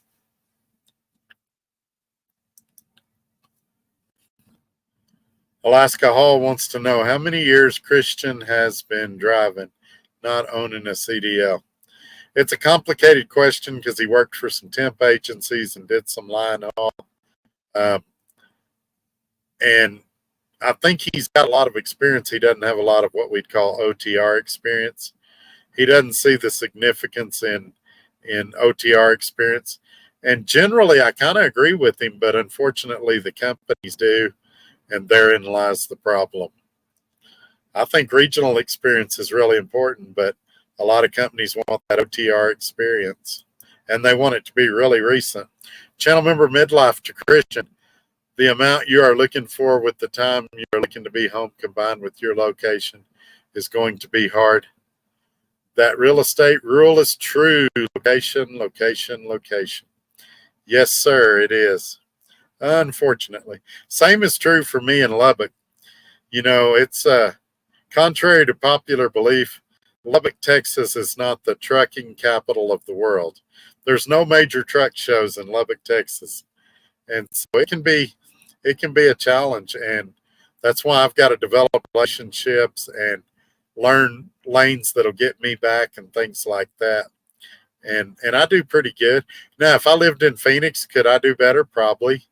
If I lived in New York State, could I do better? Maybe, or Pennsylvania or DFW. But I live where I live, and I'm not moving. So I have to make the best of where I'm at, have realistic expectations, and be happy with what I got. And channel member, a trucker named Tim, is laughing. No Fear says, gotta love Dallas traffic. I love it when I'm not there. And channel member Midlife talking about the tooth again. If Dennis Cool Tech Kit says Harbor Freight, run. Oh, yeah, that my uncle was teasing me about that when I was in Lubbock because I was blaming him for introducing me to Harbor Freight. And he said, don't blame me. He's like, I don't buy hardly anything there. And I said, well, I go there sometimes to buy stuff. If I need a tool, and like I bought a fuel pump there recently to like siphon gas out of a car. And I knew it's gonna be a one and done deal. I was gonna use it one time, not need it again. So I'll do it. But I wouldn't buy a generator or something like that there. I don't know if I'd buy one of their little folding trailers or not, but he was like, don't blame me for you going to Harbor Freight, but I use them sometimes. They're kind of the dollar store of tools.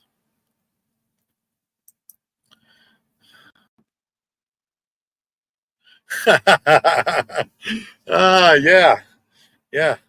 That DIY says, go see my doctor for that tooth, Dr. Acula, also known as Dracula. Yeah, when I leave there, I'll have two small marks on my neck, and I'll be a couple of quarts low in blood, but he'll take care of that tooth. If it's not hurting tonight, it does seem like it's getting better, which makes no sense. But if it starts hurting too bad, I'll go to one of these Iowa 80 dentists and say, fix it. And channel member Midlife talking about perfection. Oh, Lord, it's hard to be humble when you're perfect in every way. That's a great song. Can't wait to get up in the morning. I get better looking each day. That's a good song. Funny, funny. Channel member Christian, you keep saying things that aren't true. I never said I went to 3 companies. I set up 3 different ones, went to one. I left to reassess things.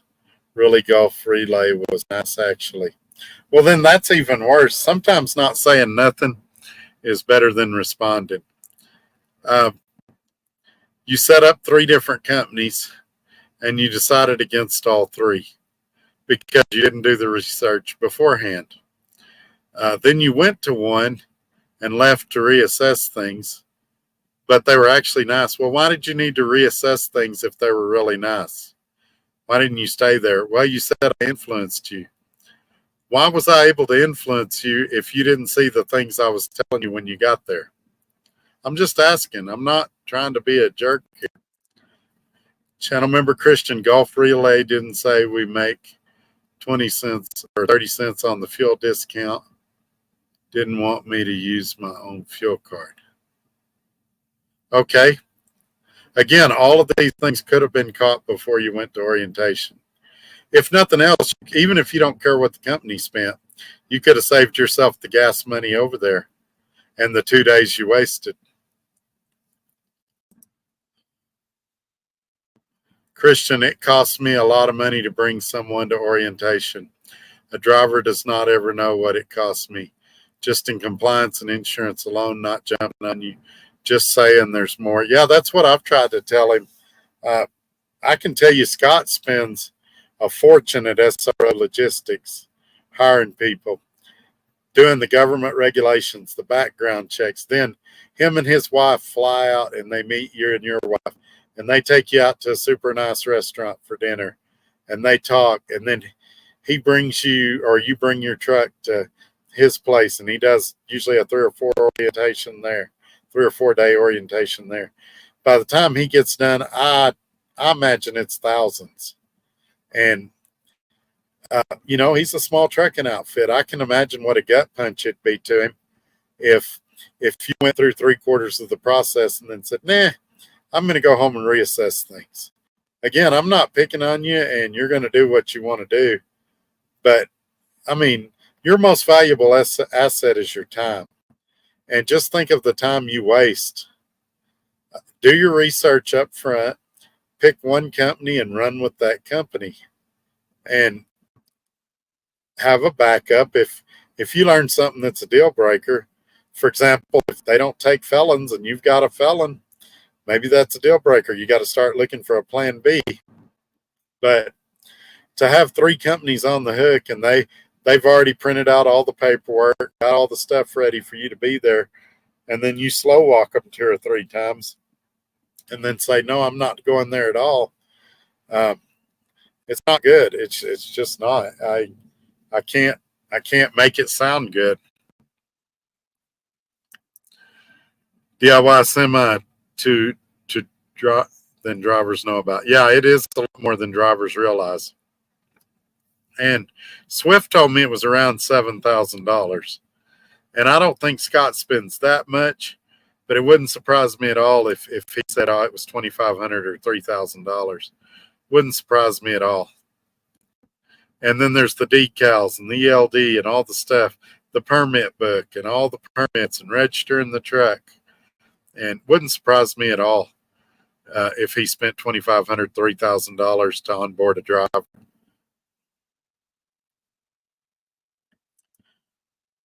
Might be, I know Todd since he started Swift. All right, man. I appreciate you sticking with me all that time. We got a couple of guys in here that's been with me almost since the beginning. Whoops, I missed something. We're going to come back to Christian's comment. Let me find this other one. We got another super chat that I just saw. It's been on there a long time. Man, I'm way far behind on the comments. Come from Alaska Hall with the super chat. Todd, I was asking Robbie, don't want you to waste your time answering that. LOL. Okay, thanks, man. I appreciate the super chat. Sorry I didn't say it sooner. It's been on there a long time. Looks like it's been on there a while. Well, let's see how long it's been on there. Then we'll get back to it. I don't know. Has it been on there that long? Looks like it's been almost an hour. I'm way behind in the comments. So I'm going to speed this up as we go into double time here.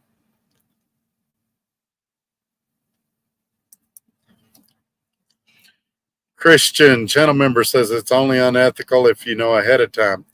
Not unethical to find out something when you get there and then leave. By the way, the COO said I was welcome to come back and was sad I left. Well, I'm sure he was sad you left.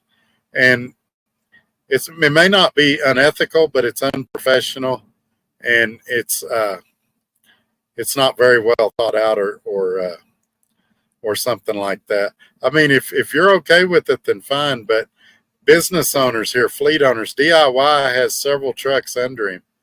They're telling you from a business perspective, it's not good. If you want to rationalize it in your head or say it's okay, none of us are going to change your mind.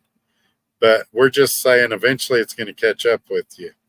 And As you get more experience, you'll see that. Channel member, I can sleep. Christian says, I can sleep. I didn't do anything wrong. I have other forms of income. You're wrong. I have investments and a house with equity, Airbnb income. That's great. None of those things have anything to do with trucking or with researching a company before you go to work there. None of those things. I mean, it's all irrelevant information. It's great that you have investments in a house and multiple businesses. Still doesn't give you the right to treat other companies bad or take advantage of them.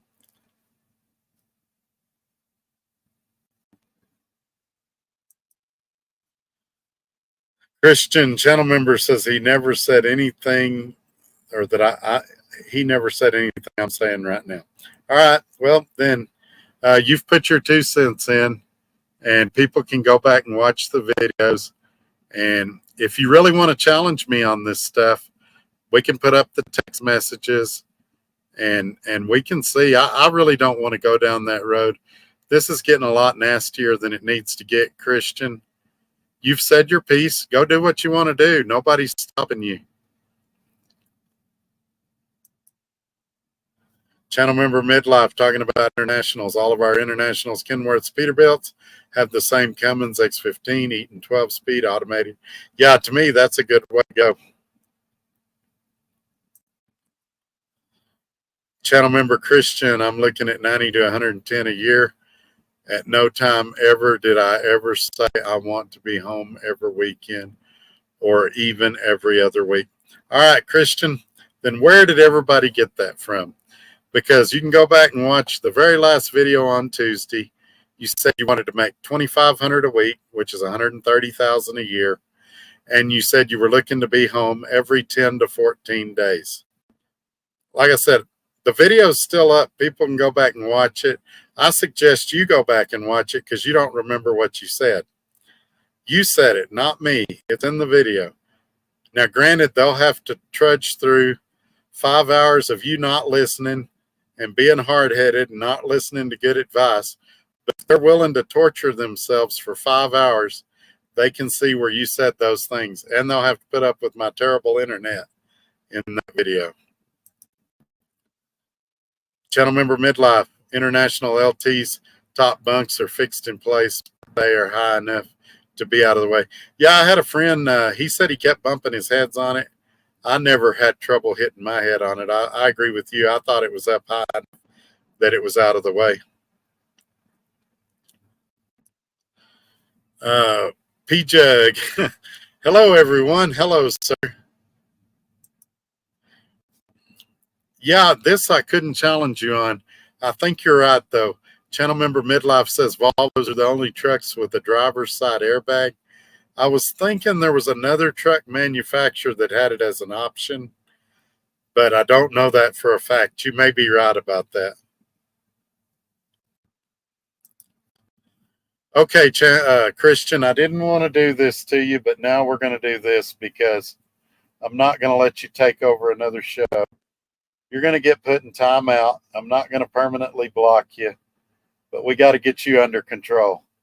You're acting crazy and psychotic. And so first thing we're going to do is remove your moderator.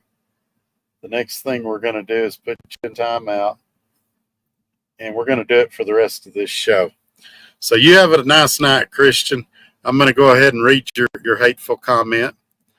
It's, by the way, my 855 subs on my BS YouTube channel aren't doing anything besides giving me something else to do. I enjoy YouTube, and if I never make $1 on YouTube, I could really care less. Well, okay, that's fine. But we won't be dealing with Christian anymore tonight. I've timed him out for the remainder of the show. And he's no longer a moderator, so moderators, if he comes in here and starts this crap again on Tuesday, kick him out again for the rest of the show. We're going to get him back under control. Let's see. I'm still going to read his comments, though, because they're entertaining. I've made and posted videos that most of which aren't public, over 300, I believe. Only recently did I take an interest in making videos about my jobs. Well, you say you don't care about YouTube. But did you or did you not contact me about how to make your YouTube channel more successful? So you obviously do care about it, and I offered you advice. You obviously didn't take that advice either and decided that attacking me was the way to grow your channel.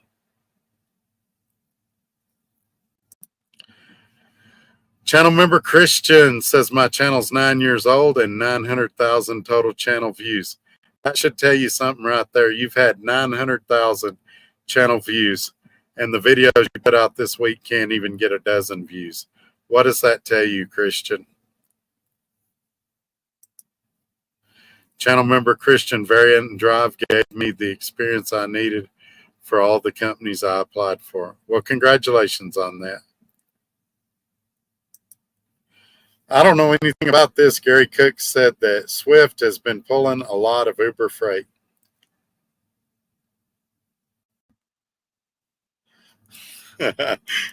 Now, here's a guy that knows me well. P.U. Patel saying to Christian, I think Trucker Todd will not be putting up with your nonsense for much longer. No, I've been warning him that we needed to wrap this up. And I've tried to be nice and I've tried to help him. And even some of my moderators have said, hey, Todd, let's just kick him out. I've said, no, I don't want to do that because this information could benefit others. Tonight, I've let him call me a liar and say that he didn't say stuff that he clearly said. The video's still up multiple times. And I've just had enough of it. So I pulled his moderator deal, and he's blocked for the rest of this show. So he won't be commenting with any new crap. And in the next video, if he comes in and stirs it up again, we'll block him for another show. And if he keeps it up, we'll block him permanently. And so I hate to do that. There's very, very few people, less than probably 5 or 6, that we've ever had to do that with. But some people just got to go.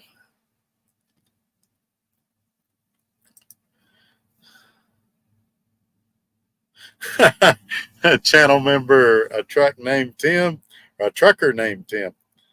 I wish it said a truck named Tim. A trucker named Tim. I don't think you're ever going to get the mission statement here, Christian. I don't know. He's going to get it or he's going to be out. DIY semi-topic. Does Dr. Pepper actually taste like regular Dr. Pepper? Dr. Pepper. In my world, it does. I love Diet Dr. Pepper. I love Coke Zero more, as I'm about to demonstrate. But if Coke Zero is not available, Diet Dr. Pepper is pretty good. Mountain Dew, Diet Mountain Dew and Mountain Dew Zero is pretty good too.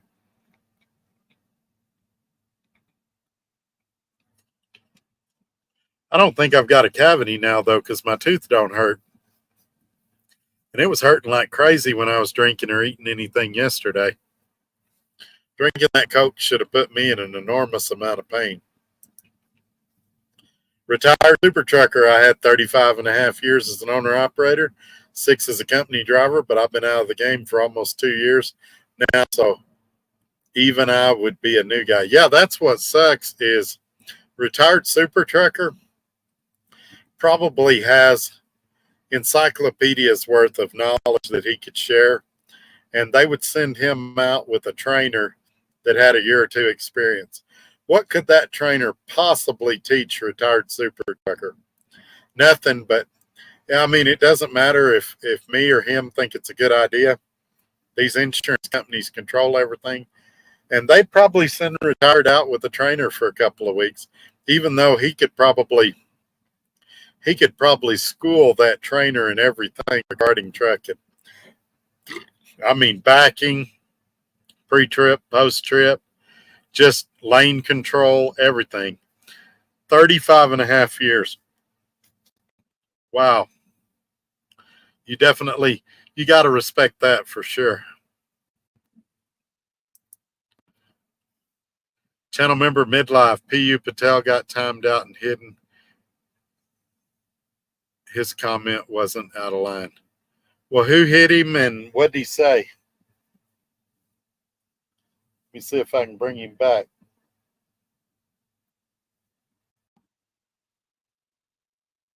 That's part of what's bad about being this far behind.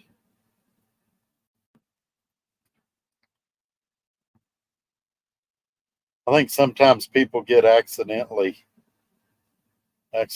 blocked. Let me see if I can find it and fix it.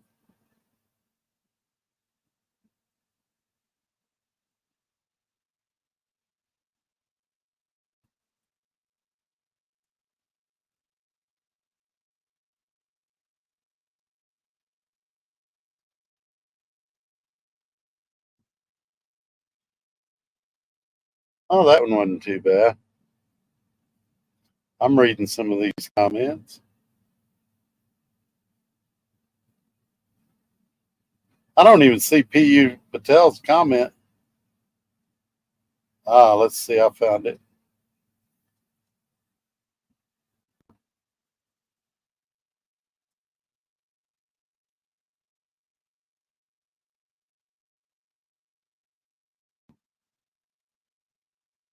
He got unhidden.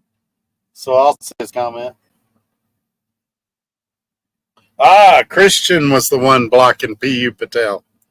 Yep, that's why Christian ain't a moderator no more. And he's real close to not even being allowed to come back next week. He really should chill out while he still can.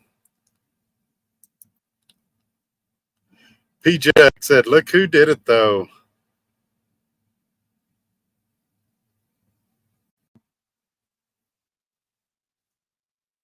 I'm just going to skip some of these comments because they're ridiculous.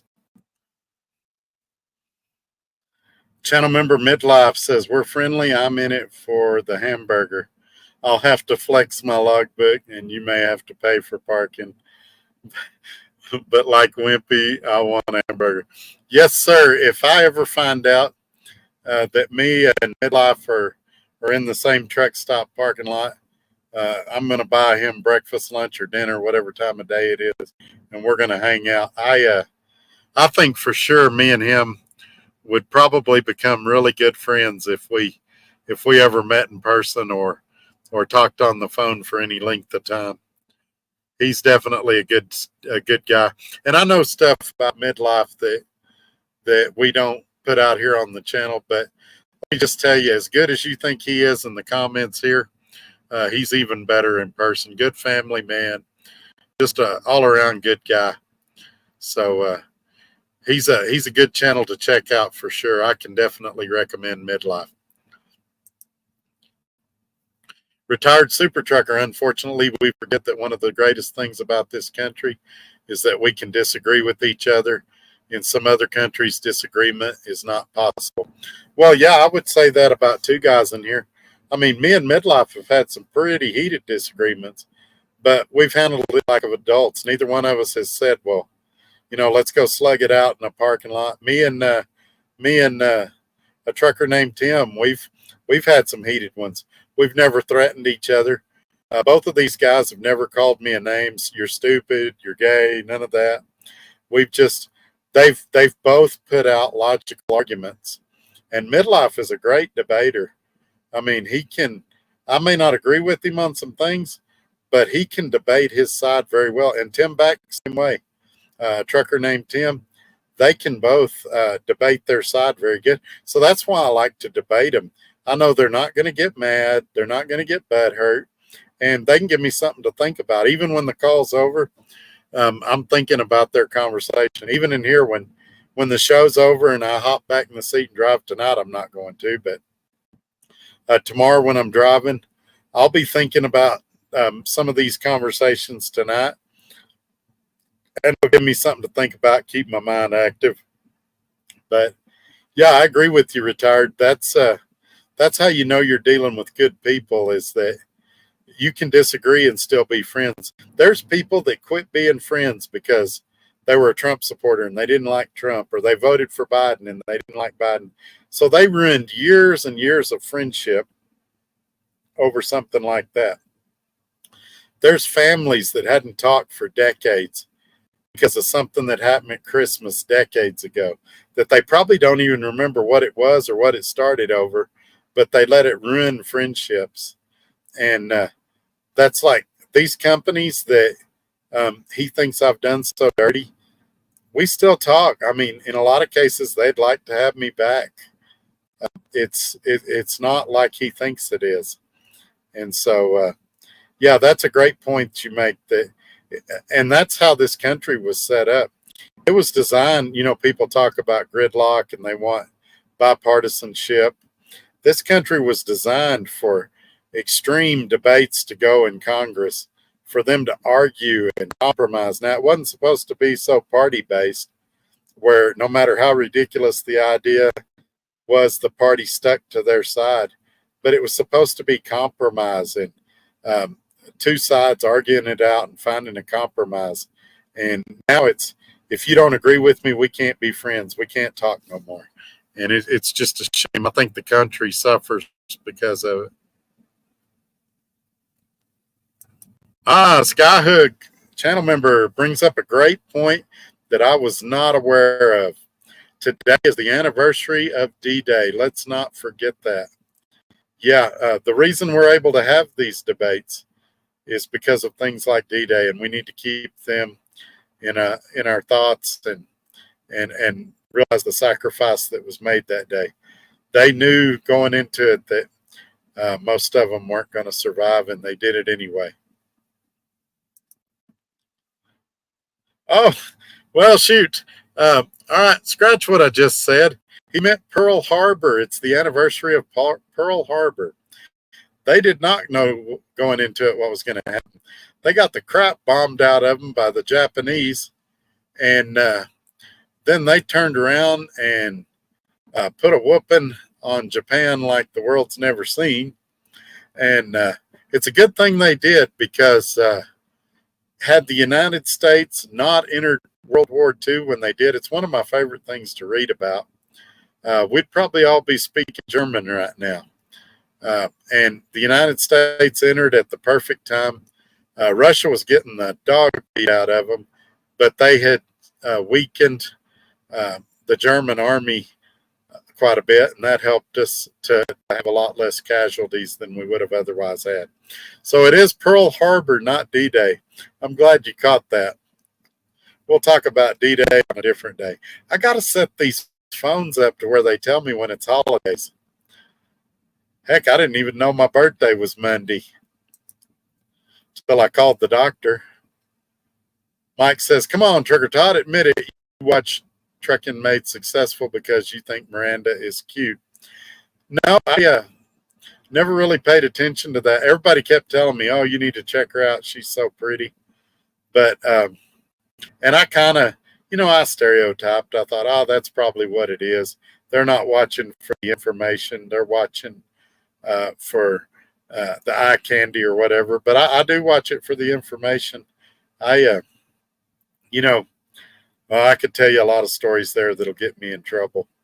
But no, I got a good wife, and I'm not out looking or chasing. I'm too old and tired. Plus, she's in California, from what I understand. And even if she was the biggest fan I had, I don't go to California, so it wouldn't work. And from what I understand, she sells horses and does things like that. So she's financially way out of my league too. But I'm happy with the girl I got.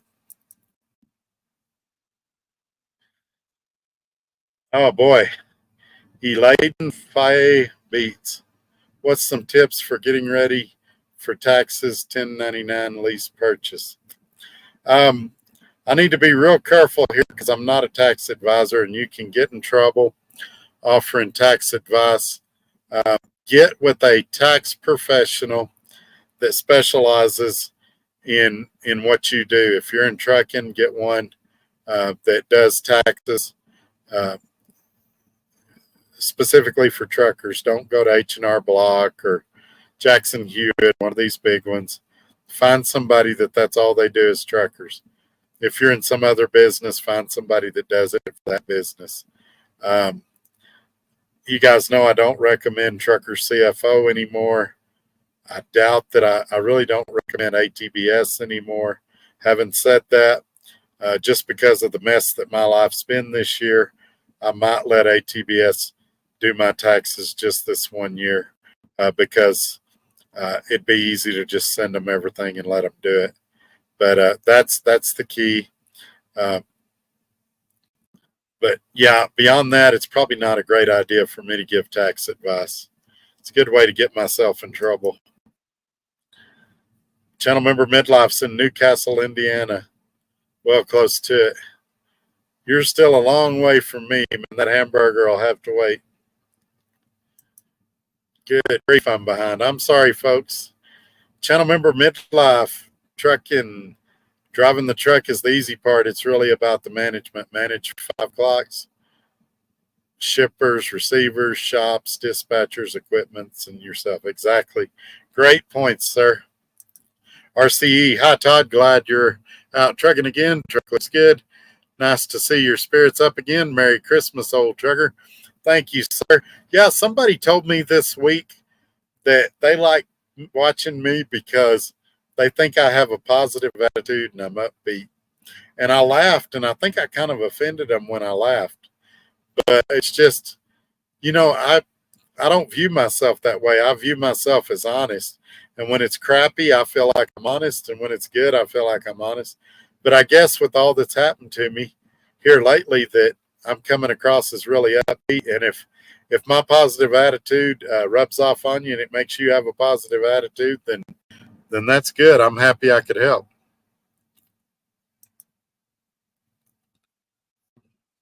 Gary Cook, I'd like to see a load board that the shippers post their loads to instead of using brokers. Yeah, that'd be nice. I don't think it'll ever happen. But I mean, you don't have to use a broker. You can go straight to the shipper. But a lot of times the hurdles you got to jump over to get started are quite a few.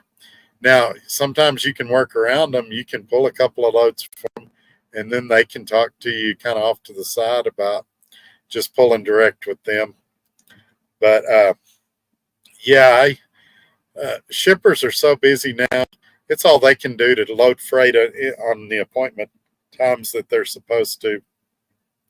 It's hard for me to be able to imagine them being able to maintain a load board.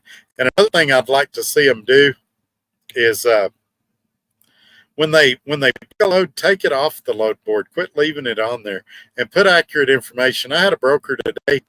He said he put that false information again. He said, well, we have to do something to get people to call. And I thought, yeah, pay a decent rate. The reason people aren't calling is not because of the locations of the loads.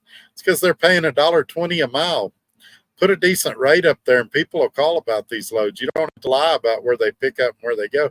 Because the second I find out it's a lie, I'm done. I'm not pulling that load, because if they're lying to me about that, what else are they lying to me about? Alaska Hall, I was talking to the other guy when I asked about how much you make. Okay, sorry about that, sir. I didn't mean to bark at you. Trucker named Tim, channel member Todd and chat. The girlfriend's home, so I'm out. We'll finish the show on the replay in the morning. Have a good rest of the show. Thank you, sir. We're going to wind it down pretty quick here, too, because I don't want to do another 5-hour show.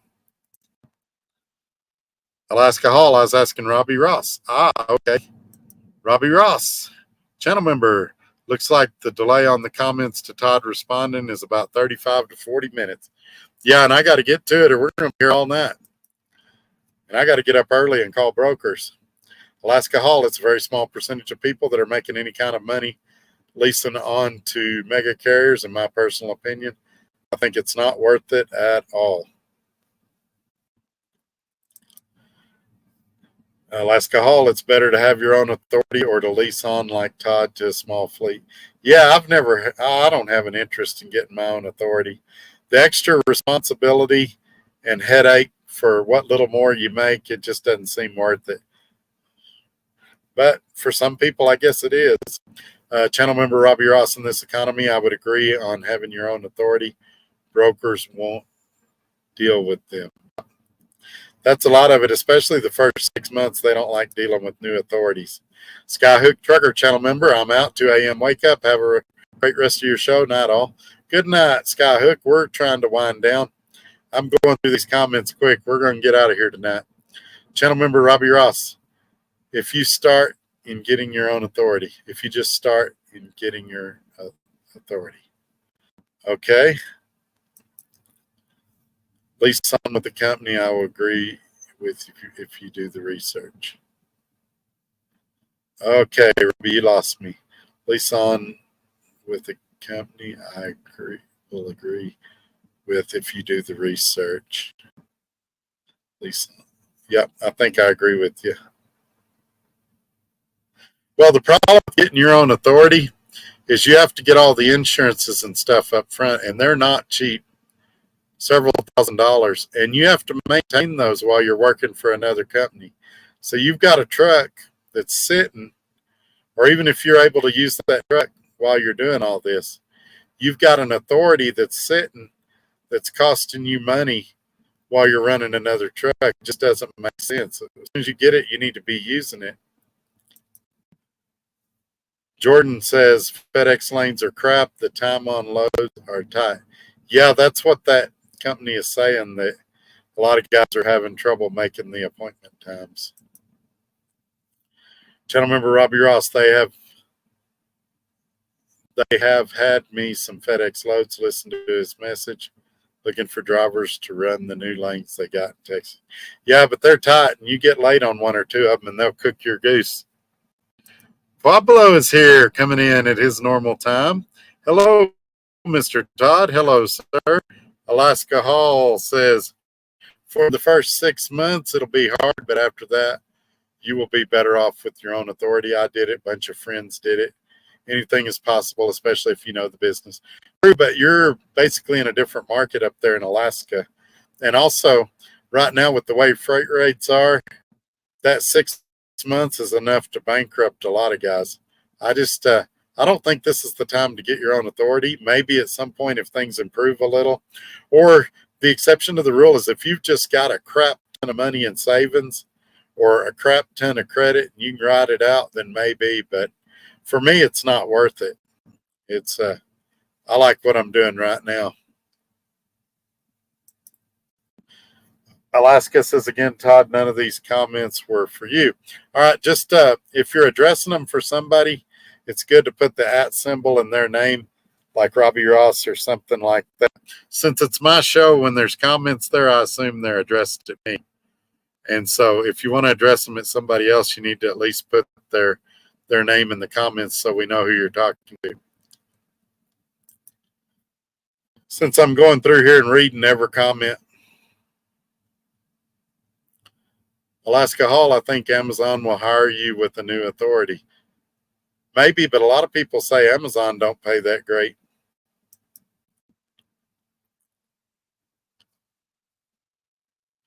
Alaska Hall, Todd's going to hate me before he reaches the end of the comments. No, sir.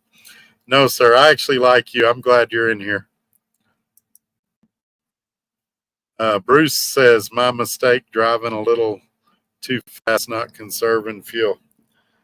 We're all guilty of that. Hey, sometimes you got to, and if the rate makes sense and the load makes sense, especially if you've got a super light load, 5,000, 10,000 pound load, maybe you go ahead and run fast that load.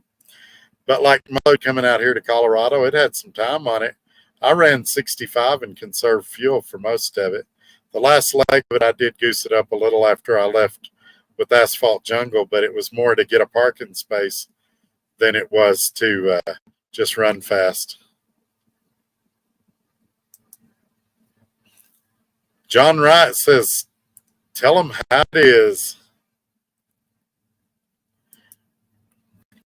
Gary Cook says, I love red Mountain Dew. If you sip a red Mountain Dew really, really slow, it kind of tastes like red wine. Retired super trucker, a trainer could actually teach me the technology. I've never ran under an ELD, GPS, or DEF engine. I still do not know it all.